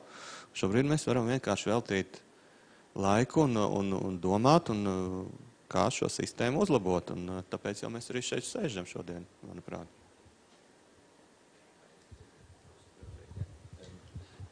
Yeah, the next thing I would like to do is this here. Nākamais, ko es gribēju teikt, tā demokrātija. Mārtiņš teica, ka viņš bija pēdējais, viņš drīkstēja izteikties un komentēt arī citus runātājus, tāpēc tagad došu vārdu citiem paneļa diskusijas dalībniekiem, lai viņi arī komentētu kolēģu teikto. Nils, tu vari sākt un pēc tam arī nākamie.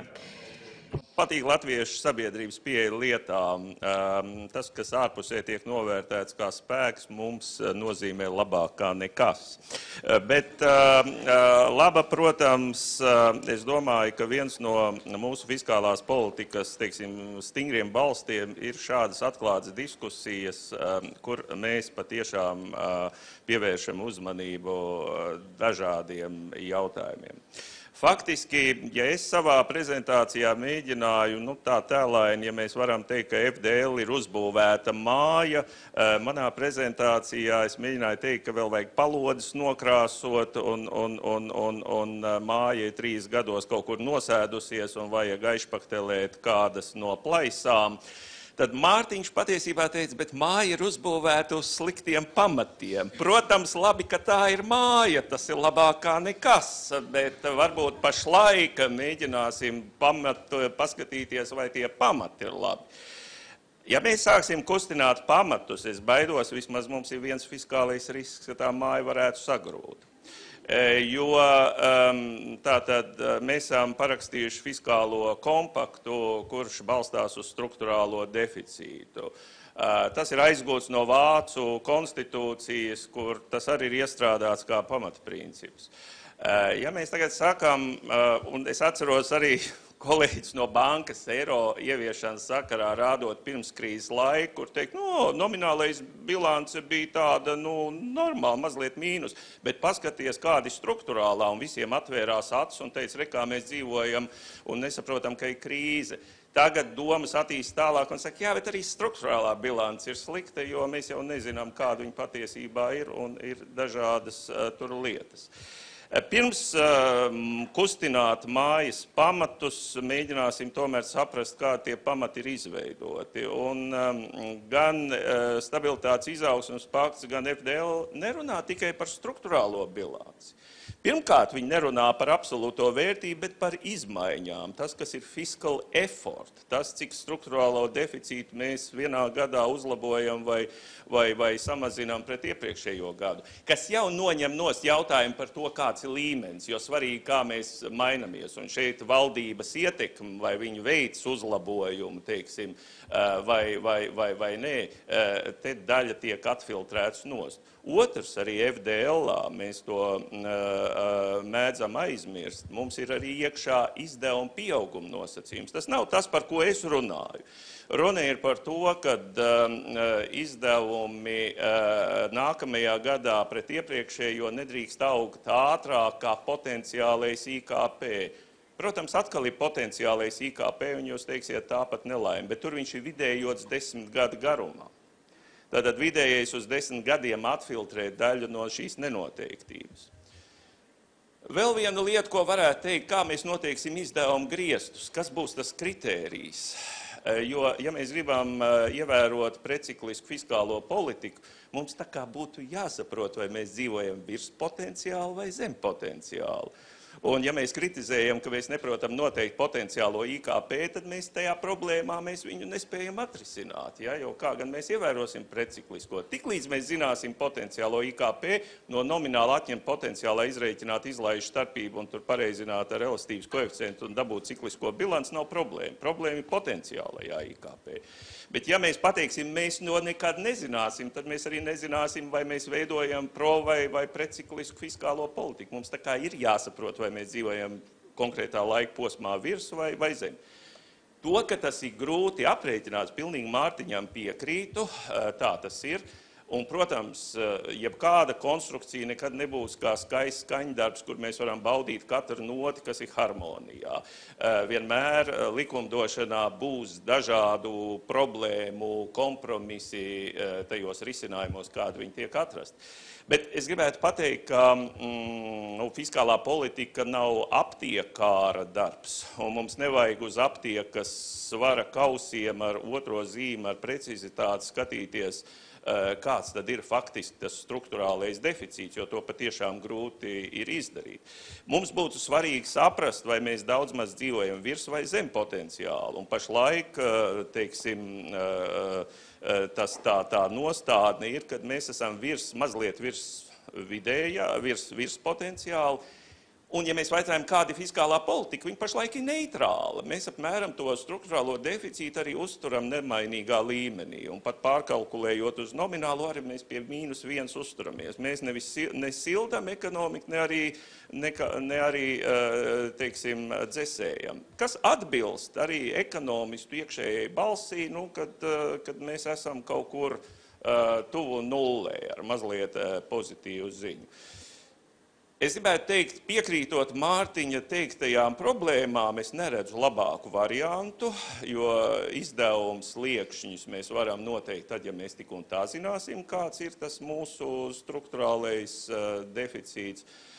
Es piekrītu tajā aspektā, ka tas, par ko mums būtu jāizšķirās, vai mēs viņu gribam uz priekšu noteikti 3 gadus stabilu vai mainīt, vai tas, ka viņš mainās, nozīmē, ka mēs veicam prociklisku fiskālo politiku, tipā paskatāmies, ekonomika aug ātrāk, nodokļu vairāk, tad vairāk varam tērēt. Tas ir klasisks prociklisks fiskālās politikas efekts. Bet FDL ir daudz komplicētāk šai ziņā. Pirmkārt, viņš jau balsta aprēķinu uz struktūrālo, kuram vismaz teorētiski vajadzētu nodrošināt automātiskā stabilizātora funkciju. Tas nozīmē, ja IKP aug ātrāk, nu un tad, bet attiecīgi cikliskā komponenta izmainās. Bet viņa neizmainās tā, kā teorija to liek darīt. Šeit ir visas tās problēmas, ko pieminēja. Tad mums ir otrs filtrs, mums ir izdevuma pieauguma nosacījums, un tad viena gada IKP svārstība, es šaubos, vai tik jūtiski 10 gadu vidējo potenciālo IKP nosvārstīs, ka pēkšņi izdevuma pieauguma nosacījums teiks, mums tagad IKP aug straujāk, tāpēc mēs varam tērēt vairāk. Sabalansējot šos te 3 fiskālos nosacījumus, kas ir FDLā, es domāju, mēs spējam nodrošināt pietiekamu preciklisku fiskālo politiku. Un es domāju, mēs nevaram pašlaik parādīt, ka FDL darbības laikā būtu bijis pretējais, kad FDL nodrošinātu prociklisku fiskālo politiku. Nu jā, tās ir tās galvenās lietas, bet es pilnīgi piekrītu, Mārtiņš norādīja vienu no tiešām tādām nopietnām lietām. Kas attiec uz jauno modas lietu Eiropas komisijā, ka tagad, paskatīsimies, cik slikts ir strukturālais deficīts, kas visvairāk to argumentē dienvidnieki.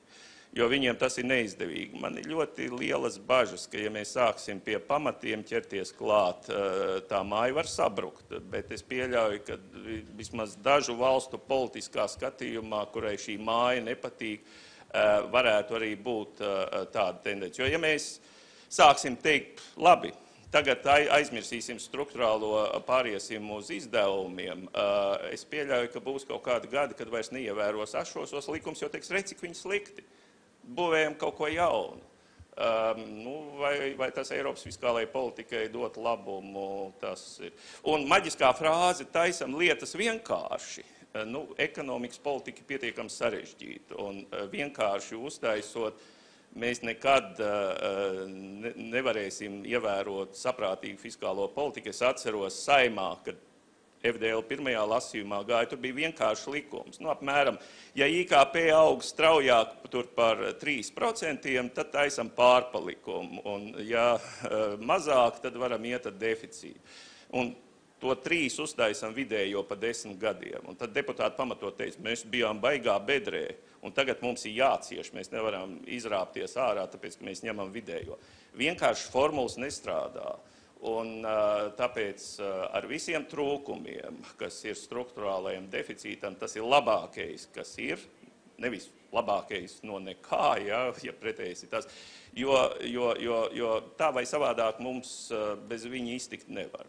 Tāds ir mans viedoklis, jo var jau būt, ka kaut kas ir, bet es neesmu dzirdējis, kas ir labāk.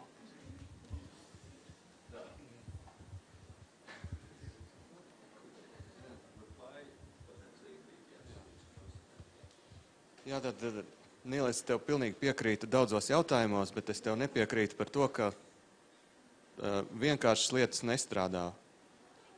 Jo mūsu pieredze liecina, ka tieši vienkāršas lietas strādās. Pārāk sarežģot lietas, tieši tad mēs nonākam pie situācijas, ka viņas vienkārši nestrādā praktiski. Un turpinot par tavu māju, man liekas, ka šobrīd mēs esam vienkārši tādi laimīgi, ka šo māju neviens nav testējis. Nav bijis mums neviena zemestrīce, neviens vējš, nav pūtis un neviena plūda nav nākušai mājai virsū. Bet es baidos, ka tikko būs kaut mazākais satricinājums, tā mūsu māja vienkārši sabruks.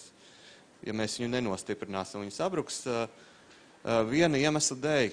Viņa sabruks tāpēc, ka šobrīd pašreizējām likumam nav vienkārši sabiedrības atbalsts. Vienkārši nav, jo sabiedrība nevar atbalstīt to, ko viņi nesaprot. Un šobrīd es uzņemšos apgalvot, ka 99,99% sabiedrības Latvijā fiskālā disciplīna jēgu, būtību un mērķi un saturu vienkārši nesaprot. Tev, Nīl, ir vienkārši runāt, jo tu droši vien esi viens no cilvēkiem, kurš saprot šo likumu. Tev liekas, ka tur ir bijis baigi vienkārši, bet es domāju, ka lielai daļai sabiedrības nav pilnīgi nekādas nojausmas, kas ir cikliskā komponente, kas ir struktūrālā komponente un kas tas vispār tāds ir.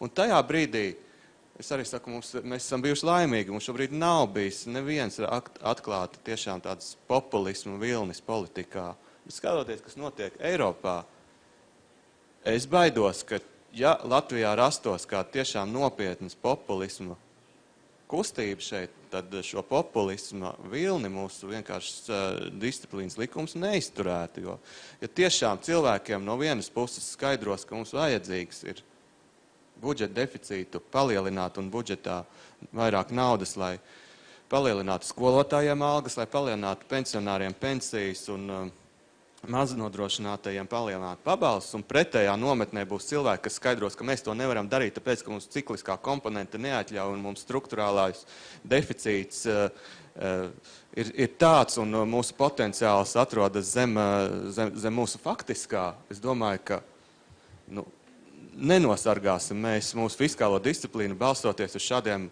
abstraktiem argumentiem, ja pretī būs tiešām lietas, ko cilvēki spēj iedomāties un ko viņi spēj saprast. Un līdz ar to es domāju, ja nebūs šis sabiedrības atbalsts, likumam vienkārši nav ilgtermiņā cerība. Un lai viņš būtu sabiedrības atbalsts, viņam ir jābūt vienkārši un saprotam. These guys can go on forever. Viņi varētu turpināt mūžam, bet gluži tā kā iepriekš plānots, tagad dodam vārdu Ingridai, pēc tam Edgaram. Lūdzu. Paldies. Es redzu, ka mums gaidāmas karstas diskusijas, bet vispirms nedaudz atkāpjoties un palūkojoties uz vienkāršām lietām un vēsturēm un apsūdzībām, tā teikt, ka komisija stingri atbalsta struktūrālo bilanci. Es vēlos atgādināt par Māstrihtas līgumu, un mēs visi cenšamies atcerēties 3 un 60 šos divus ciparus. Tātad sākotnējais likums teica, ka budžetam ir jābūt līdzsvarotam vai ar pārpalikumu aptuveni 3%, bet budžets ir stabils, ja tā svārstības ir zem 60, un tad valstīm ir jācenšas to līdzsvarot. Bet tiklīdz mūsu deficīts ir 2,5, tas jau ir ļoti labi, jo tas ir zem 3, bet ja mūsu parāds bija 50 un vairāk, arī tas bija labi, jo tas tomēr bija zem 60. Un šādā situācijā notika pirmā reforma, kas notika 2005. gadā, kas būtībā ieviesa struktūrētās bilances un budžeta izdevumu griestu ieviešanu. Tātad šī bija tāda savā ziņā precikliskuma aizsākums, tādi pieticīgi iesākumi, tomēr tie nestrādāja. Pēc tam 2005. gadā šī struktūrālā bilance tika pieņemta un īstenota, un tomēr mums nelikās, ka tā strādā pietiekami labi. Tostarp to ietekmēja tās lietas, ko mēs šodien jau esam minējuši, un ir ļoti grūti to paredzēt, prognozēt, un pielietojot dažādas metodas, mēs gūstam dažādus rezultātus. Tādēļ 2011. gadā reforma ieviesa šo otro pīlāru, un tātad papildus struktūrālajai bilancei mums ir jāskatās uz budžeta izdevumiem, uz budžeta izdevumu griestiem. Un tāds nozīmē, ka mums ir jāpārbauda, vai mūsu izdevumi, kas ir koriģēti, ņemot vērā cikliskas lietas, ko valdība nevar ietekmēt, kas parādās, ņemot vērā, un kuras var paredzēt, ņemot vērā kādus noteikumus un likumsakarības. Bet tad runājot par struktūrālo bilanci, šis bija starpvaldību līgums, kas pieņēma šo struktūrālo bilanci. Bet, protams, komisija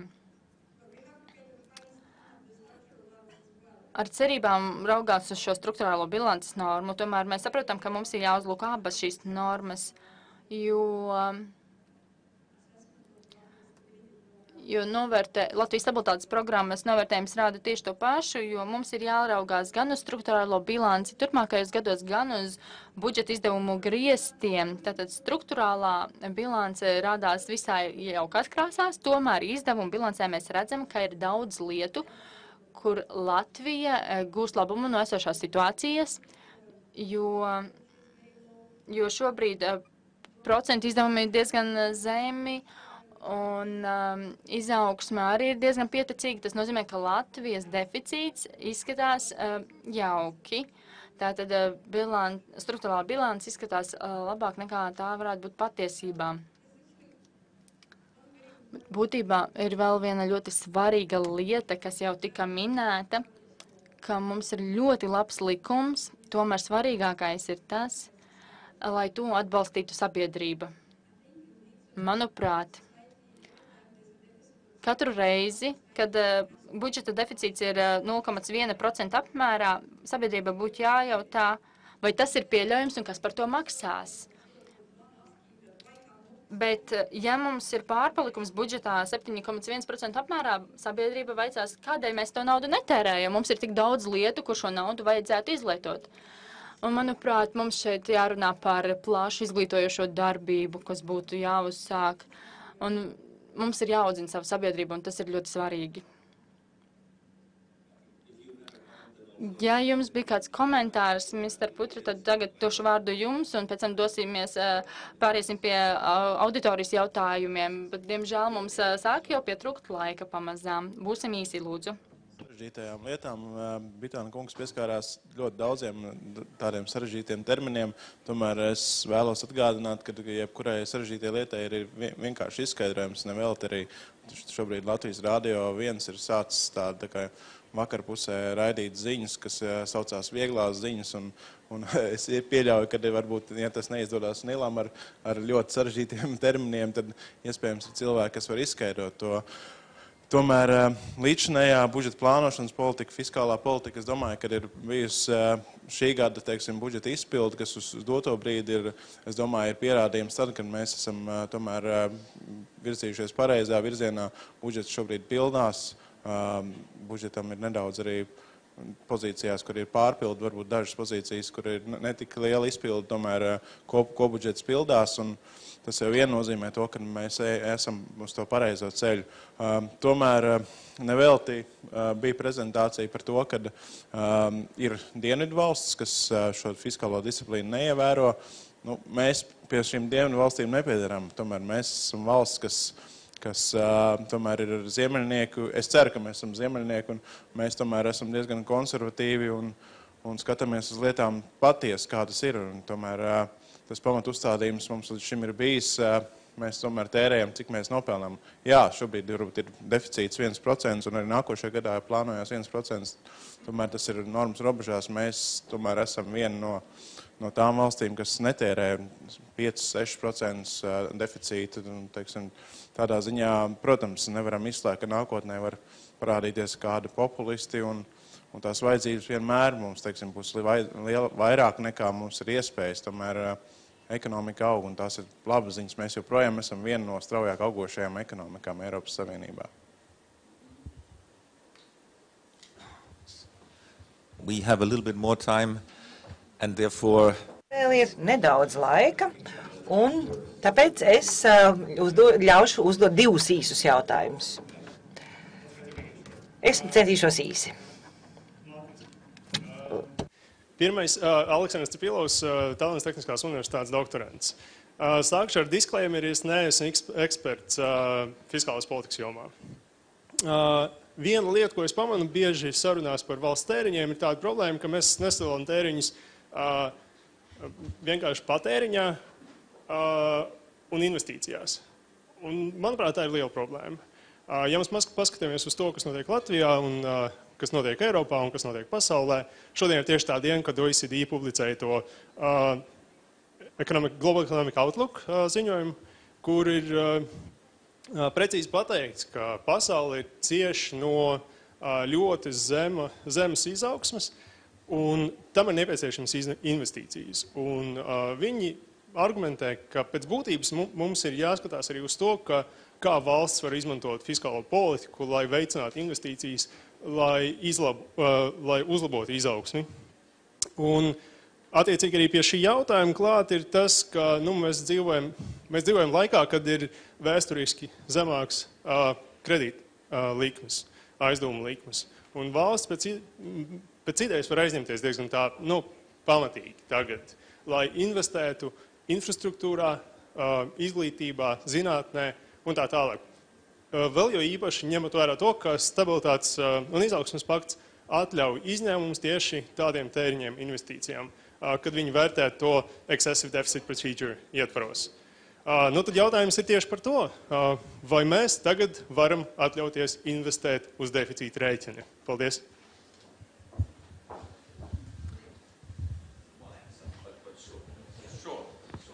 As always, sure. Doma, ka tagad ir zemes procentu likmes, tāpēc aizņemsimies, manuprāt, īsti neiztur kritiku, jo aizņemsimies labi par zemiem procentu likmēm un tālāk, kas būs, viņas mūžīgi paliks zemes. Vai arī mēs taisamies atdot šo parādu? Mēs neatdosim, mēs pārfinansēsim. Un tad, kad mēs pārfinansēsim, vai mēs vēl joprojām varam ticēt, ka šīs procentu likmes būs zemes. Tad otrs jautājums, labi, bet mēs tagad aizņēmāmies par zemām procentu likmēm, un mēs tā investējām, ka mūsu IKP tā sāk augt, kad parāds, kas tur pieaug no aizņēmuma pret IKP samazinās. Un tad es varētu teikt, jā, darām tā, labi, bet jautājums, kurš varēs uzņemties atbildību, ka pašreiz šīs te investīcijas patiešām to IKP strauji pieaudzēs, lai šī attiecība samazinātos. Ja mēs Latvijas pilsētā nosvaltējam ielu, mēs radām, protams, uzņēmējiem darbu, bet iela ir nosvaltēta un uzņēmēji atkal ir bez darba. Vai to vajag darīt? Vajag darīt, jo tā ir dzīves kvalitāte. Vai to vajag darīt uz parāda rēķina, pat ja procenti zemi? Es uzskatu, ka nē, jo tas mums neradīs ilgtermiņa, ja potenciālā IKP pieaugumu. Vai mēs varam paņemt šo parādu un ieguldīt izglītībā? Uzskatu, ka izglītībā ir jāiegulda tā nauda, ko mūsu nodokļu maksātāji iekasē. Jo var gadīties, ka tiešām palielinot investīcijas izglītībā noteiktā jomā, cilvēki kļūs gudrāki, viņi kļūs elastīgāk darba tirgu un dos papildus inovācijas un pievienoto vērtību. Bet var gadīties, ka pēc 10 gadiem mēs konstatēsim, ka šie izdevumi ir veikti, bet tas IKP kaut kāda iemesla dēļ tomēr neaug straujāk un parāds aug. Vai vajag ieguldīt izglītībā? Vajag. Bet tas ir jādara uz mūsu pašu nodokļu samaksāšanas rēķina. Investīciju zelta likumam ir ļoti augsts risks. Thank you. And then we take one more, but we are really on a time constraint right now. Vēl viens jautājums, bet mums tiešām trūkst laika, un atceramies, ka arī pusdienu pārtraukuma laikā mēs varam parunāt ar mūsu runātājiem. Lūdzu. Es gan gribētu aizstāvēt strukturālu deficītu. Kā akademiska vērtēšanas līdzekļi ekonomiskajai analīzē, bet fiskālās disciplīnas likumā, tātad 11. panta 6. daļā rakstīts ļoti konkrēti, ka ir saistoši ne tikai saimē, bet arī valdībai. Tātad minimālās struktūrālās bilances koreģēšanu neveic, ja prognozēta iekšzemes koprodukta un potenciāla iekšzemes koprodukta starpība salīdzinājumās cenas ir negatīva, koreģēšanu veids tajā gadā, kad minēta starpība ir pozitīva. Un šī starpība, atgādināšu, ir 0,5%. Tātad kļūdīties vērtējumos ir ļoti vienkārši, bet šī kļūda nozīmē miljonus eiro, kas būs ieguldīta ekonomikas attīstība vai nebūs ieguldīta ekonomikas attīstība. Un tas ir tas āķis, kāpēc strukturālais deficīts ir kritizējams. Un pavisam nesen pirmdien mēs debatējam ar cienījamo Nilu Saksu un manu labu draugu Saeimas konference uzkrāt vai neuzkrāt. Un es uzdevu jautājumu. Jā, protams, liesajos gados ir jātērē nauda, bet treknies gados ir jātaupā nauda. Mēs esam kuros gados? Un Nils atbildēja, ka treknējos, protams, bet tas ir zem jautājuma zīmes, Nils. Tiešām tas nav skaidrs līdz galam. Valstī, kur bezdarbs ir 9,9%, nevis 4%, kā citās attīstītajās valstīs, kur ražošanas apmērs ir ļoti zems, mēs nevaram atļauties uzskatīt, ka mēs esam treknējos gados. Mums jāpalielina, nevis asfaltiet ielas un pēc tam vienkārši zaudēt darba vietas tiem, kas to darīja, bet ieguldīt līdzekļus, izmantojot zelto nolikumu, lai attīstīt ražošanu. Un pēc tam mēs tiešām varam darīt visu, ko nosaka fiskālās disciplīnas likums. Tāpēc vismaz diplomatiski izteikšos, rezerve likuma pilnveidošanai noteikti ir, bet ir daudz kas jāmaina. Un tas nebūs populisms, kas to var graut, bet ekonomiskas nepieciešamības diktāts patiesība. Paldies. Is there anybody who will comment? Un ja kāds vēlas izteikt kādu komentāru, tad viņam tas būs jādara ļoti īsi. Vai sliktie gadi, to mēs visi saprotam, nenozīmē, ka labie gadi ir tad, kad cilvēki jūtas apmierināti ar ekonomikas attīstību. Labie gadi ir tad, kad potenciālais IKP ir zemāks par mūsu faktisko IKP. Vai otrādi, es varu teikt. Un es negribētu, Igor, piekrist, ka tā nenoteiktība ir tik liela, ka mums ir jādiskutē, vai mēs tagad esam labajos vai sliktajos gados. Mums ir valūtas fonda pētījums, mums ir Eiropas komisijas pētījums, mums ir fiskālās padomas apstiprināts finanšu ministrijas vērtījums, un viņi visi norāda uz vienu, ka mēs esam pašlaik labajos gados. Nepārprotiet, tas nenozīmē, ka cilvēks psiholoģiski to var just. Vai 4% ir augsts vai nē, es nezinu, kāpēc Nairu, jeb dabiskajā nodarbinātība mūsu gadījumā ir ļoti augsta. Un es neesmu tas, kurš būs eksperts, lai pateiktu, vai pareizi vai nepareizi šīs trīs institūcijas ir izreikinājuši potenciālo IKP. Es ticu, ka to metodoloģiju var uzlabot. Mums ir vislielākais pēc komisijas vērtējumā pozitīvā izlaižu starpība uzreiz aiz Slovēnijas.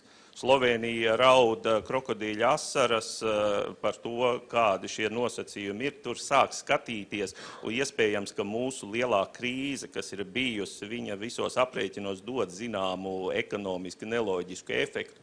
Bet, kā jau Ingrīda teica, tad, kad mēs skatāmies, kā to fiskālā politika, viņa neiet kā robots. Viņa tiešām skatās visus šos divus, tātad struktūrālo bilanci un izdevumu pieaugumu nosacījumu kopā un analizē un veicā saucos economic judgment. Ja? Bet īsi atbildot nav tā, ka mēs tagad nezinām, vai mēs esam labajos vai sliktos gados. Patīk vai nē, bet mēs pašlaik esam labajos gados. Tas, ka mums ir problēma demogrāfija un viss, bet, zināt, arī turpmāk tā problēma tikai palielināsies. Bet potenciālais ir vidējais. Vai mums patīk tas līmenis? Jā, var nepatikt, bet tas ir vidējais atfiltrējot ciklus. Thanks a lot and thank you. Paldies! Liels paldies mūsu paneļa runātājiem, paldies auditorijai, klausītājiem. Protams, mēs varētu runāt, turpināt šo diskusiju, un nav nekāda iemesla, kādēļ mums šo diskusiju vajadzētu pārtraukt. Šobrīd dosimies pusdienu pārtraukumā, bet paldies par jūsu ieguldījumu šobrīd konferencē. Un man noslēgumā vēlos teikt, ka es nevēlos sūdzēties, bet pēdējos 3 gados mēs arī esam centušies atrast savu lomu, kas ir labākais, ko fiskālās disciplīnas padome varētu darīt. Un viena no lietām ir uzklausīt jūs šodien. Jā, protams, fiskālās disciplīnas likums nav perfekts, nekas nav perfekts.